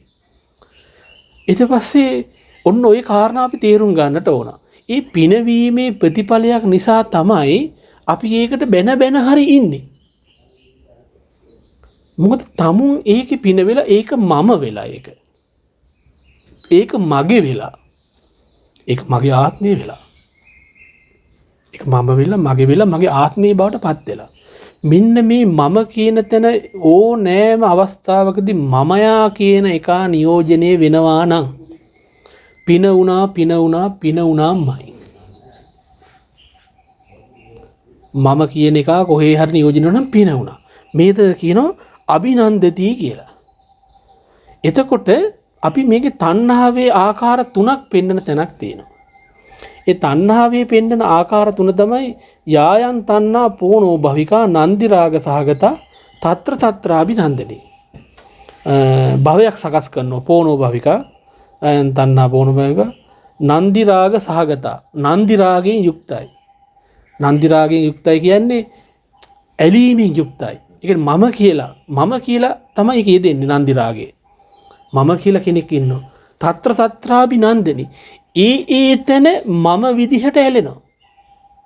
මම සද්දයක් අහනවා, මම රූපයක් දැනගන්නවා, මම ගන්ධ සවාසක් දැනගන්නවා, මම ස්පර්ශයක් දැනගන්නවා, සිතවිල්ල දැනගන්නවා කියලා తත්‍රාභිනන්දනි. ඒතන මම වශයෙන් සතුට වෙනවා. මොකද හිතන්නේ මේක විතර වෙනස් මතයක් තියෙනවද නැත්නම් මේ නොතේරෙන තැනක් තියෙනවා නම් අහන්න. ඒ තැන මා විදිහට සතුට වීමක් සිද්ධ වෙනවා. මෙන්න මේ අභිනන්දනය සිද්ධ වෙනවා. මෙන්න මේ අභිනන්දති කියන මට්ටමට එනකොට මම සහ මා විසින් දැනගන්නා ලද අරමුණක් කියලා අරමුණු දෙකක් ලෝකේ විද්‍යමාන වෙන්න පටන් ගන්නවා. මම සහ මා විසින් හඳුනා ගන්නා වූ මා විසින් දැන ගන්නා ලද්දා වූ දෙයක්. එහෙම නැතුව සතුටු වෙන්න බෑ. මහණෙනි මම කියලා එකක් තියෙනවා නම් මහන්නේ ඒකාන්තයෙන්ම මගේ කියලා එකකුත් තියෙනවා. මගේ කියන එකකින් තොරව මම කියලා එකක් නැහැ. එතකොට එතන අපිට විද්‍යමාන වෙන්න තියෙනවා එක දෙයක් තමයි තණ්හාව අපිට විද්‍යමානයි. මම සහ මගේ දෙයක් තියෙනවා. දැන් අපි ඉන්නවා අපේ ආරණ්‍ය තියෙනවා. හැබැයි නාව වෙන අපේද? දැන් මෙතනට සාපේක්ෂව බැලුවොත් නේ නාව වෙන අපේ නෙමෙයි. අන්න ඒකට වටිනාකම දුන්න ගමන් අපිට මාන්නේ නැද්ද ස්වාමීන් වහන්සේ? ඒකට තත්ත්වයක් දුන්න ගමන් මේක අපේ එකක් නෙමෙයි ඒක. අපි ඉන්නේ කොස් කැලේ මේක අපේ එක. කියලා ඔන්න වෙනවා. අන්න එතකොට කොස් කැලේ අපේ වෙනවා නාවින අපේ නෙමෙයි වෙනවා. අන්න මාන්නයක් එනවා. අන්න දැන් තේරෙනවනේ තණ්හාව තියෙනවා මාන්නේ තියෙනවා. ඉතින් අපි කොස් කැලේ පාන් කකා ඉන්නවා. ඒක අපේ දිට්ඨිය. ඒවා මේ ජොලියට ගියේ අපි පාන් කනවා ඊට පස්සේ කිරිබත් රෝස් වෙනවා මොන මොනවද වෙනවා ඒ වුණාට අපි පාන් හරි බනින්සරි කනවා කණ එක නම් නවත්තන්නේ මම තියා මොන ඒ ඉදිරියදා ජීවිතෙන් ගත්ත නැන්න මේක තේරෙන්නේ මොන හරි එතකොට අපිට හිතෙනවා මම ඊයේ උදේට බනින්සරි කිරි බිව්වා දැන් මේක දෘෂ්ටි වෙනවා මේක දෘෂ්ටි නෙමෙයිද මේ සත්‍යයක් නෙමෙයිද දැන් අද උදේ පහන් කෑ වෙන මිනිහෙක්ද දැන් අද උදේ මම පාන් විතර වෙනදී වෙන මිනිහෙක්ද ඔන්න ස්වාමීන් වහන්සේ බමුණෙක් ආවා. ඒ කියන්නේ මේ ලස්සන එක අත්ති පරකාර සුත්ත කියලා පරකාර සූත්‍රයේ බමුණ හිලා කියන මෙන්න එහෙම දෙයක්. ස්වාමීන් වහන්සේ මගේ දර්ශනයක් තියෙනවා. බුදුන් මොකද මේ දර්ශනය? මගේ දර්ශනය තමයි මෙතන සත්‍යයක් නැහැ. පුද්ගලයෙක් නැහැ. ආත්මයක් නැහැ. කරන්නෙක් නැහැ. මම කියලා කෙනෙක් නැහැ කියලා. මම මේ කැලේ පැහැදිලි කරන්න කලින් මම අහන්න කැමතියි අද ලෝකේ සිංහල බුද්ධ ආගම කියන්නේ ඕක නෙවෙයිද කියලා. මේ සිංහල රටේ බුද්ධ ආගම කියන්නේ ඕක නෙවෙයිද? සත්‍යයක් නැහැ, පුද්ගලයෙක් නැහැ, ආත්මයක් නැහැ, කරන්නෙක් නැහැ, මම කියලා කෙනෙක් නැහැ. ඔය ටික ඔප්පු කරන්න නෙමෙයිද මේ හීන් දාඩි දාගෙන උදේ ඉඳන් හැන්ද වෙනකන් කෑ ගහන්නේ. ඉතින් අර බෞද්ධයන් නෙමෙයි නර බ්‍රාහ්මණයා. ඒක මේක ගිහින් බුදුහාඳුරන්ට කියනවා. මේකට තමයි කියන්නේ මේ මොකක්ද ඒකට කියන්නේ මේ නාස්තික ඒ කියන්නේ මේකට කියන්නේ මේ නැත කියන අර්ථයෙන් ගියාම ගන්න දෘෂ්ටි ඔය. උච්ඡේද සාස්වත කියලා දෘෂ්ටි දෙකක් තියෙනවානේ. මේ සාස්වත දිට්ඨියේ පැතිකඩයක්. බුදුහාමුදුරු දේශනා කරනවලු මට ඒ සූත්‍රය තාම හම්බුන්නේ මහණෙනි මේ හිමාල පර්වත රාජයාමෙන් විද්‍යමාන වන්නා වූ සාස්වත දෘෂ්ටිය හොඳයි මහණෙනි. උච්ඡේද දිට්ඨියට වඩා මොකද උච්ඡේද දිට්ඨිය ගත්ත එක ගලවන්න බෑ කියලා කියනවා. ඒ හැම මගුලකම නැති එකක්ම නෙවෙයි කදා කියන්නේ. හැම මගුලකම නැති එකද අර මහායාන කතාවක් තියෙනවා. ඒක ආන්දර කෙනෙක් කියලා කිව්වලු සියල්ලම ශූන්‍යයි. කිසි දෙයක් නැහැ කිව්වලු. කිසි දෙයක් හටගන්නෙත් නැහැ විනාශ වෙන්නෙත් නැහැ සියල්ලම ශූන්‍යයි කියනකොට පැන්න ගමන් කොස්සක් කරගෙන දමල ගෑවල ඩෝංග. ගහපුවම අර ආන්දර තදෙලා දැන් ගහන්න පැන්නලු දත් ගුරු කාගේ. ඕනේ ඕක කොහෙන්ද ඔක්කොම ශූන්‍ය නම් ඔය මොකද කියලා. ඔක්කොම ශූන්‍ය නම් ඔය මොකද්ද කියලා ඉතින් වාදේ පනනවා. ඉතින් භාග්‍යතුන් වහන්සේ මේකේ දෙනවා පුදුම ටොක්කක් අයිනෝ බ්‍රාහ්මණයාට. බ්‍රාහ්මණේ ඒක එසේදන් එතන වීරය 8ක් ගැන කතා කරනවා. පළවෙනි එක තමයි නුඹ ප්‍රධාන වීරය කියා යමක් අසා තිබේද කියලා අහනවා. ඒ කියන්නේ ආරම්භක වීරය කියලා අපි කියන්නේ. ප්‍රධාන වීරය කියා යමක් අසා තිබේද. ඕක කියනවා. බ්‍රාහ්මණය මේ ආරම්භක වීරය නම් වූ ප්‍රධාන වීරය කරන්නේ මම නොවේද? සත්‍යය නොවේද? පුද්ගලයා නොවේද? ආත්මය නොවේද? මා නොවේද කියලා අහනවා. බහුණට කට උත්තර. ඒක හරියට මෙන්න මේ වගේ දෙයක්. අද උදේ පාන් කෑවේ මන් නෙමෙයි. අද උදේ මේ කුටියට ගියේ මම නෙමෙයිද? ඊ බණිස්කේ මම නෙමෙයිද? කවුද? එහෙනම් ඒක ප්‍රතික්ෂේප කරන එක අපි යුතුයකමද? ඒක ප්‍රතික්ෂේප කරන්න අපිට බෑ. ඒ අර්ථය අපිට ප්‍රතික්ෂේප කරන්න බෑ. මොකද ඇත්ත දකින්න ගිහිල්ලා කොටසක් ගලවලා ඉවත් කරන කලා කියන්නේ ඒක ඇත්ත දැකිලා නෙක විකෘති කරගෙන ඉලක් වෙන්නේ. නමුත් කවුරු හරි පුප්පගෙන එහෙනම් රූපේ ආත්මයි වේදනාත්මයි සංඥාත්මයි කියාගෙන આવත් භාග්‍යතුන් වහන්සේ අනිත් පැත්තට හොම්බෙන් යනකම්ම ගහනවා ආත්මයි කිව්වොත් එන්නේ. අනාත්මයි කිව්වොත් මේ මොකද්ද කියලා අහනවා. හරියට අපි අර කතා කරපු රූප කතන්දරේ වගේ තමයි. අපි කතා කරපු රූප කතන්දරේ මේ රූපේ තියෙනවා කියලා කතා කරන්න ගහුව කෝ කියලා ඔප්පු කරන්න කියනවා. ඔප්පු කරන්න ගියාට පස්සේ ඒක පෙන්න ගන්න විදියක් නැහැ. හොඳයි රූපයක් නැහැ කියලා කිව්වොත් මේ තියෙන්නේ මොකද්ද කියලා අහනවා. ආත්මයක් තියෙනවා කිව්වහමයි නැහැ කියන්න ගියාමයි ඔන්න වගේ දෙයක්. ඉතින් ඔය අමතර කාරණාවක් මම පැහැදිලි කළේ. නමුත් දැන් අපිට තේරුම් ගන්න පුළුවන් මම කියලා එකක් තියෙනවා නම් ඒක මගේ කියලා මොකක් හරි දෙයක් තියෙනවා. මම දකින රූපයක් ඒකට අන්න ඒකට සාපේක්ෂව තමයි මේ මම කියන එක අපි හදාගන්නේ. මේ මම කියන එක හදාගන්නම තමයි ස්වාමීන් වහන්සේ අපි හැමතිස්සෙම අර අරමුණට වටිනාකමක් මොන විදියකින් හරි පනවන්නේ. මොකද අතන කඩාගෙන වැටුනොත් අපි අරමුණු කරන්නේ කඩාගෙන වැටුනොත් මෙතන ගොඩ නගන්නේ මොකට සාපේක්ෂවද? රූපී හෝ අරූපී හෝ ධර්මයකට තත්ත්වාරෝපණයක් කරලා ඒකට නිත්‍ය සුඛ සුබ මට්ටමක් අපිට මේකට ඔබ ගන්න බැරි වුණොත් මෙතන මේ දේ මෙහිම විද්‍යමාන වෙන්නේ. අර කන්න ඕනකම තිබ්බාම කබරගයක් තලගයක් කරගන්නවමයි. අන්න ඒ වගේ මෙතන තණ්හාව තිබ්බට පස්සේ අපි අරමුණක් මට්ටමට ගන්නවාමයි ඒක. ඒක අවබෝධ කරන්නේ නැහැ අපි. ඒකට වටිනාකමක්, ඒකට තත්ත්වයක්, ඒකට යොමු කළායින් පස්සේ අන්න ඒ මත පිහිටලා මා විසින් විතර්ක කරලා මාගේ දේකුත් මේවා මාගේ නොවේ කියලා ඒවට තව අමතර වටිනාකමක් දීලා මාන්නේකුත් අපිට ගොඩනගා ගන්න පුළුවන් වෙනවා. ඉතින් මේ ඔක්කොම කරන්නේ කවුද? ඉතින් මම අතවල. ඒ සත්‍යය බවට පත් දෙන. ඒක තමයි එකගේ ආත්මේ. දැන් පැහැදිලි නේද? එතකොට ඒ කොටස පැහැදිලි නම් අපි ඊළඟට යන් ඒ කියන්නේ මේ අපේ තව විස්තර කරගන්න ඕනනම් අහන්න. ඒ කියන්නේ මේ මට අර ඊළඟ ප්‍රශ්නයක් ඇහුවේ නැත්නම් ඉතිරි ටික එන්නේ. ඒ කියන්නේ ඉතිරි ටික එන්නේ අර කියන්නේ භාග්‍යවතුන් දේශනා කරනවා සුත අනුග්‍රහිත සාකච්ඡා අනුග්‍රහිත. බණ කියලා අනුග්‍රහ කරගන්නත් ඕන කියනවා සාකච්ඡා කරලා අනුග්‍රහ කරන්න. ඒ කියන්නේ ඊළඟ ටිකේ ඉන්නේ ප්‍රශ්නයක් ඇහුවාම. උතරින් එහාට ඒ කියන්නේ අහනකම් ඉන්න බෑ. ඒකින්ද අපැහැදිලි තැනක් තියෙනවා නම් අහන්න. නමුත් දැන් මම පැහැදිලි කරන්නම් ඊට පස්සේ මොකද මේ විදිහට කෙනෙක් මේ යම ග්‍රහණය කර ගැනීම සඳහා මුල් වෙන්නේ ඇයි? ඒක අපි දන්නවා කෙලෙස් නිසා මේක උපාදාන කරලාම තියෙන පුරුද්ද නිසා මේක අල්ලගන්නවා කියලා. නමුත් මේක මම සහ මා දකින අරමුණක් විදිහට ගොඩනැගෙන්න ප්‍රධාන හේතුවක් තියෙනවා. නෑ. ඒක තමයි මේ විඥානයේ සහ නාම රූපයේ ස්වභාවය. ඒ කියන්නේ එහෙම මට්ටමකට හිත කෙලෙසෙන ඒක කෙලෙස් අඬන් ළමයෙකුට ඇඟිල්ලෙන් අයින්නවා කියලා කියන්නේ. ඒ වගේ මේ අල්ලගන්න ඉන්න හිතට අර විඥාන නාම රූප දෙක පුදුමාකාර ප්‍රත්‍යයයි. පුදුමාකාර විදිහට හිතයි ඒ දෙක. මොකද හේතුව ඒකේ ප්‍රධාන හේතුව තමයි විඥානයේ තියෙනා වූ විඥානන ලක්ෂණය කියලා ස්වરૂපයක් තියෙනවා. විඥානයේ තියෙන විඥානන ලක්ෂණය කියලා කියන්නේ අරමුණ දෙකට බෙදා තේරුම් ගන්නා ගතියක්. දැන් මම මේ පොත ගෙනහැල්ලා ඔබ වහන්සේගේ මූණේ ඇලෙව්වොත් ඔබ වහන්සේට මේ පොතේ කියන කිසිවක් පේනවද? අර මෙහෙම කළා බලන්න ගතියක් තියෙනවා. එතකොටනේ පේන්නේ. ලං කරනවා කියලා ඇහැ ඇලෙව්වා කියලා අපිට මේක පේන්නේ නැහනේ. එතකොට මෙහෙම ගතියක් තියෙනවා. අන්න ඒ ඇසත් රූපයත් වෙන් කරගන්නා වූ ගතිය විඥාණයෙන් යුක්තයි. එහෙම නැති වුණොත් ඉන්ද්‍රියගත ඥානයක් කවදාවත් ගොඩ නැගෙන්නේ නැහැ. ඉන්ද්‍රිය ඥානයක් කවදා ඉන්ද්‍රිය ඥාන කියලා අපි කියන්නේ.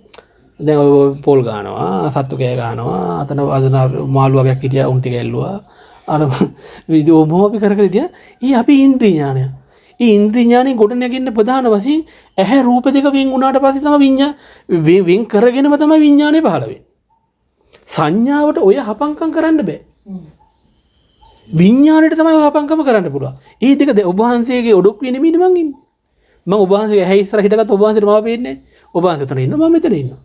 නමුත් මම මෙතන හිටියට ඔබ වහන්සේ උතන හිටියට ඔබ වහන්සේගේ ඇසේ පෙනීමේදී ඒ පෙනීම මේ දෙක මෙහෙම දෙකක් විදිහට අරගත්තේ නැත්නම් ඔතන ඔය තියෙන දැනීම ඔබ වහන්සේට පහළ වෙයි. කිව්වනේ මහණෙනි බලපල්ලා ඉන්ද්‍රිය ඥානෙන් බලපල්ලා කිව්වේ ඒකයි. මේක මම කියන දේ නෙමෙයි බලන්නේ. උඹලා ඉන්ද්‍රිය ඥානෙන් බලපල්ලා කිව්වා නේද? මේ තේරුම් කරලා මේ. ඔය මේක ඔව් දැන් මේ කතා කරන එක මේ හොඳයි. ඒක විශිෂ්ට නුවණින් දත යුතුයි කියන්නේ මේක ඇත්තටම දැකලා විශිෂ්ට නුවණින් දත යුතුයි කියලා එකක් තියෙනවා. ඒ විශිෂ්ට ප්‍රඥාවෙන් දත යුතුයි කියන්නේ මේක ඇත්තටම දකින්න ඕන. ඉන්ද්‍රිය ඥානය කියලා කියන්නේ මේ අපි පරිහරණය කරලා මේ ඕන කෙනෙකුට ඒක තියෙනවා.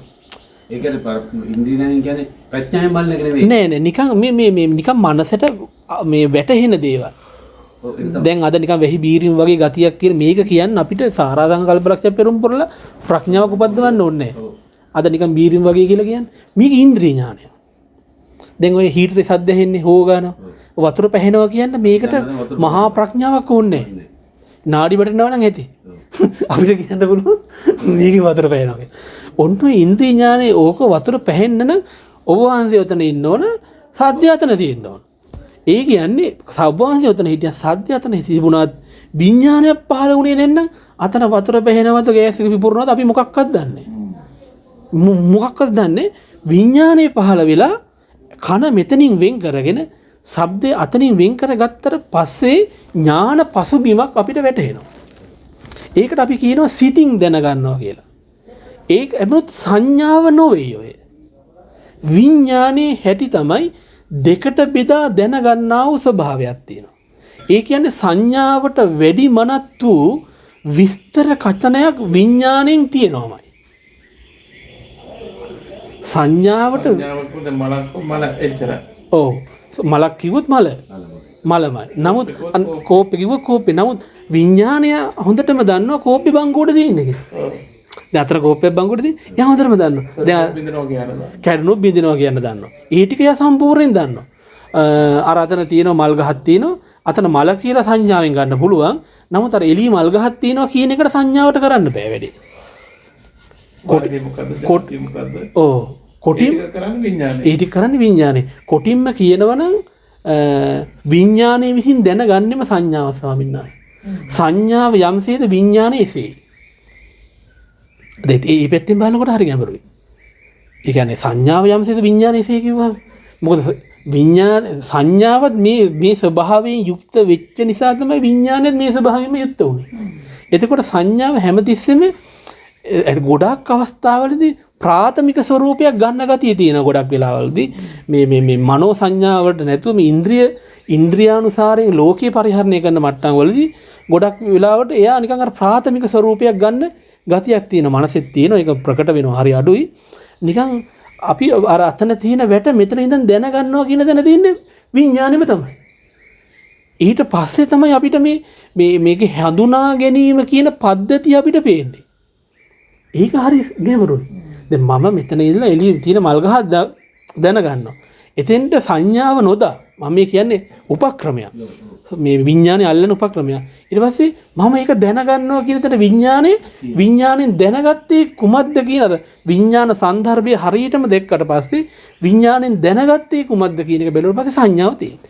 ඒ නිසා විඥානේ යම්සේද සංඥාව එසේම. සංඥාව යම්සේද විඥානේ එසේම. ඒගොල්ලෝගේ ගතියට ගිහිල්ලා තියෙනවා. මොකද හඳුනපු විදිහටමයි දැනගන්නේ. විඳීමත් ඒ ආකාරයටම යනවා. යම් විසියකට වින්දනේ මේ විදිහටමයි සංඥාව ඒ විදිහටමයි දැන ගැනීම ඔක්කොම ඒ නැඹුරුවටම ගහගෙන යනවා. වෙනසක් නැහැ.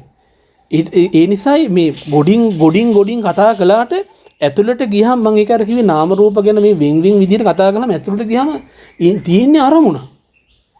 ඒගොල්ලෝ ඒගොල්ලන්ගේ කෘත්‍යය දෙනවා. ඒක ඇතුළට ගියාම තියෙන අරමුණ. ඒ නිසා මේ විඥානේ මේ විදිහට මේ දෙබිඩි ස්වභාවයක් විඥානේ හැදෙන එක නවත්තන්නම බෑ. මොකද චක්කුංච රූපේච සෝතේච සද්ධාච දැන් මෙහෙම යනකොට නවත්තන්න බෑ. ඇහැයි රූපයයි කනයි සද්දය කියනකොට ඉතින් විඥානේ ඇහි විතරක් පහළ වෙලා සද්ද විතරක් පහළ හරියන්නේ මේ දෙක වෙන් කරගෙනම පහළ වෙන්න ඕන. ඒ නිසා දෙපැත්තක් හැදෙනවා. ඒ නිසා මේ පරණ ආසව අනුසේ ධර්ම නිසා උපාදාන කර ගැනීමට තියෙන ඇබ්බැහිය නිසා මේ දැනගන්නා කියලා මං කියනවා. කවුද දැනගත්තේ? මම. විඥානේ දැන් හොයන්න පුළුවන්. විඥානේ වැහිලා ගියා දැන් මොකෙන්ද? මම යගේ. එතකොට මේ මම කියලා අපි වහගත්තේ කාවද? විඥානේ නෙමෙයිද? මම ඉන්නකම් විඥානය පෙනේද? පඤ්ඤා භාවයේ තබ්බං විඥානං දට්ඨබ්බං කිව්වේ. ප්‍රඥාව භාවිතා කොටම විඥානය දත යුතුයි. ලේසියකට දැනගන්න බෑ. මෙන්න මේ විඥාන ලක්ෂණ කියන එක අපි මුලින් මේක කාගෙන් හරි අහලා දැනගන්නට ඕන. මේකේ මෙහෙම දෙයක් තියෙනවා. මේ විඥානේ මෙන්න මෙහෙම වැඩක් සිද්ධ වෙනවා. මේ සිද්ධ වෙන මේ වැඩේ නිසා හිතට මේ දැනගන්නා වූ කොටසේදී මේ දැනගත්තේ මමයි. දැන් සද්ද ඇහෙන්නේ එලි කුරුල්ල කෑ ගහනවා. මේ කුරුල්ල කෑ ගහන සද්ද දැනගන්නේ මමනේ. නමුත් දැන ගැනීමක් කියන අවස්ථාවට අපිට යන්න බෑ. මම දැනගන්නවා කියන දැනටම යනවා. එතකොට මම වෙනවා මෙතන. එතකොට අර දැනගන්න දේ ඒක මගේ. මම දැනගන්න අරමුණ බවට පත් වෙනවා. ඒක දැනගත්තේ මම. නමුත් ඔය කෑ ගහන්නේ අලියෙක් කොටියෙක් නෙමෙයි කෑ ගහන්නේ කුරුල්ලෙක්. ඒ නිසා මේකේ මාන්නයක් තියෙනවා අපිට. යම් මැන ගැනීමක් අපේ තියෙනවා. තවත් පැති තියෙනවා. ඉතින් ඕකේ තව මාන්නේ කියනකොට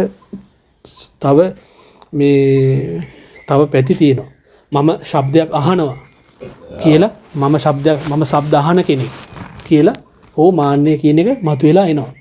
එහෙම දෙයක් තියෙනවා. ඉතින් අර විෂයාකාර මාන්නයට හෝ දාලා ඒවැ සියුම් අර්ථ බෙහෙත සතිපට්ඨානානුසාරයෙන් දැන කියාගෙන ඒ අරමුණ වල මුලා නොවි ගත කරන්නට සිද්ධ වෙනවා. එතකොට අපි විඥානය ගැන කතා කරගන්න යෙදුණා. යම් සරල විස්තරයක්. ඒ වගේම නාම රූපය ගැන කතා කරගන්න යෙදුණා සරලව. ඊට පස්සේ ඒක මම වෙනවා මගේ වෙනවා කියලා කතා කළා. තණ්හා මාන දිට්ඨි ගැනත් කතා කරගන්න යෙදුණා. ඊට පස්සේ අපි අභිනන්දනය ගැනත් කතා කළා. අභිනන්දනය කියලා කියන මේ කාරණාව සිද්ධ වෙන්නේ තෘෂ්ණාවෙන් කියලා කතා කළා. ඊට පස්සේ තව අර අපි නවත්තු වෙලාවේ පොඩි මේ කතාවක් ගියා. ඒ කියන්නේ ඒ අභිනන්දනය කියන එකේදී මේ තෘෂ්ණාව තමයි. නමුත් ඒ තෘෂ්ණාව කිව්වට හොයාගෙන ගියාම මේ අභිනන්දන කියන මට්ටමට එන්න නම් මමයා ඉන්නම ඕන. අභිනන්දන කියන මට්ටමට එන්න මමයා ඉන්නම ඕන. මේක තවත් එක පරයයක් මේ අභිනන්දන කියන මට්ටමේ තියෙන්නේ පටිච්චසමුප්පාදේ උපාදාන කියන මට්ටම තමයි. දැඩිව දැඩිව ග්‍රහණය කරනවා කී ගොඩාක් පොත්වල සඳහන් වෙලා තියෙනවා. නමුත් දැඩිව ගන්නේ කෙසේද කියලා නැහැ.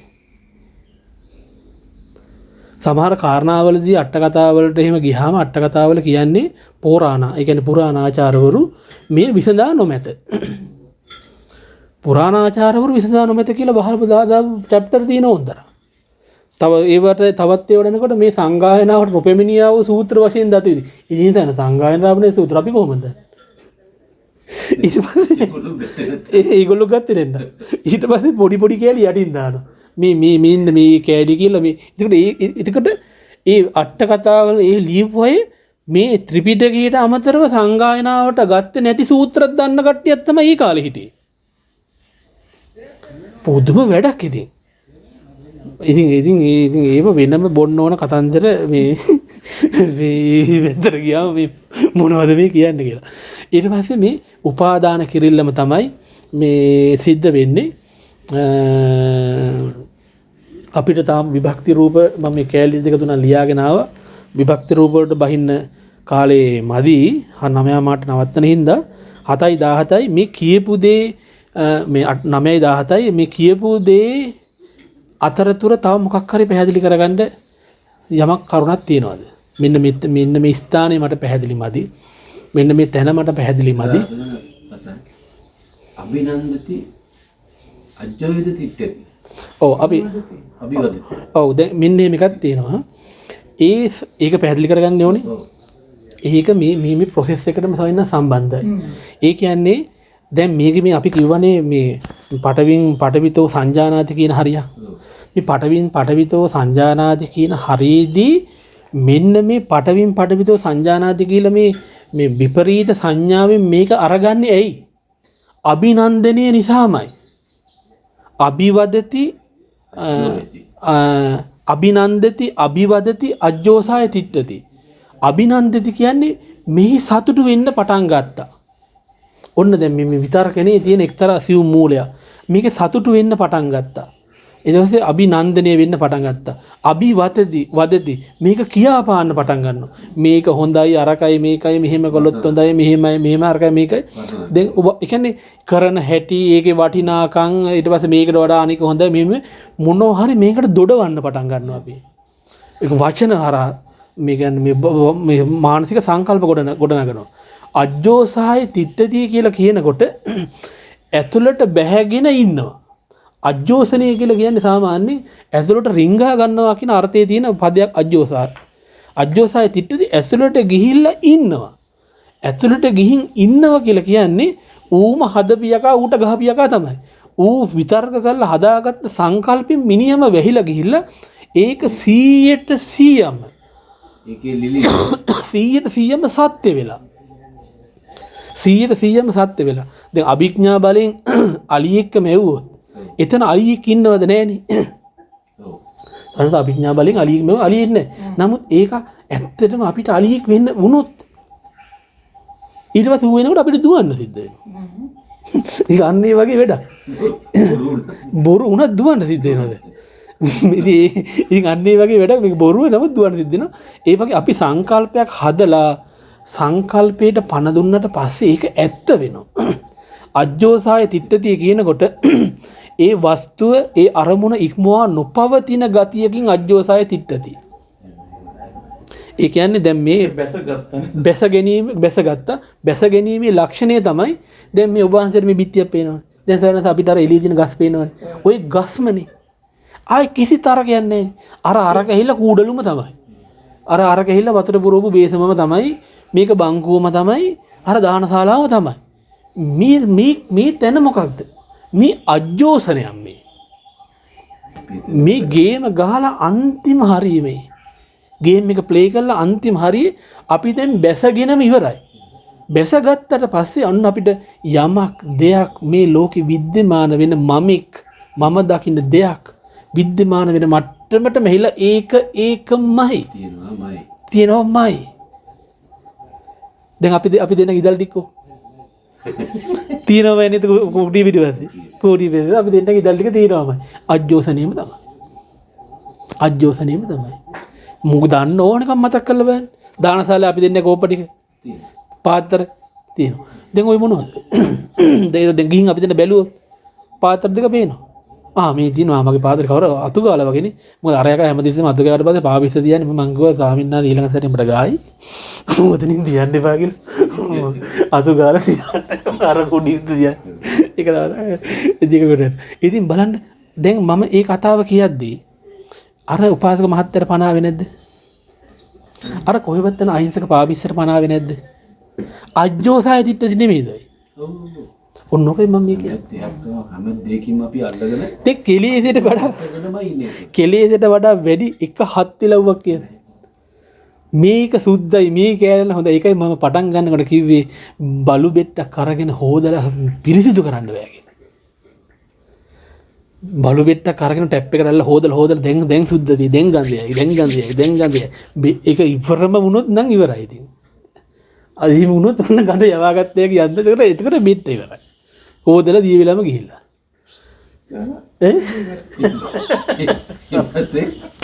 බලු බෙට්ට අත වෙලා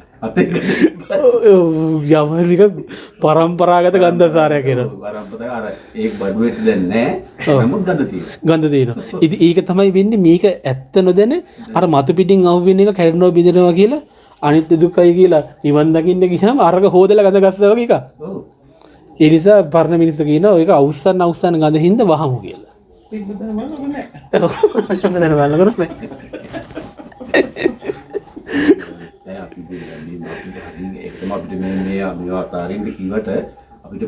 අතාරින්න කිව්වම දේශයක් කියන්නේ දේශයක් නෙන්නේ ඒක තමයි අපි දැන් බලන්නේ ඒකම නෙමෙයි මේක මේ නෙවෙයි හතරපල කියන්නේ ඉතින් මේක බඳුනේ එක දවසක් නෙවෙයි අපිට නමුත් දැන් අර මේක මේ අතෑරියාම පින් සිද්ධ වෙනවා කියලා පොඩි පගාවක් දෙනවා ඒ පගාවක් දුන්නාම පින් කරගන්න ඕන හින්දා දඩගාලා අතාරිනවා පින් කරගන්න ඕන හින්දා දඩගාලා අතාරිනවා දැන් අර නැත්නම් අර මේ කියන නිසා දන් දෙන ස්වරූපය මිනිස්සුන්ට ඇති වෙන්නේ හිතට එකඟ නැහැ ඔවර තමයි කියන්නේ මේකද සම්ප්‍රදායකුත් වෙලා තියෙනවනේ රටේ මිනිස්සු මරුණාම දැන් ඕන් 7 දවස් දාන්නේ.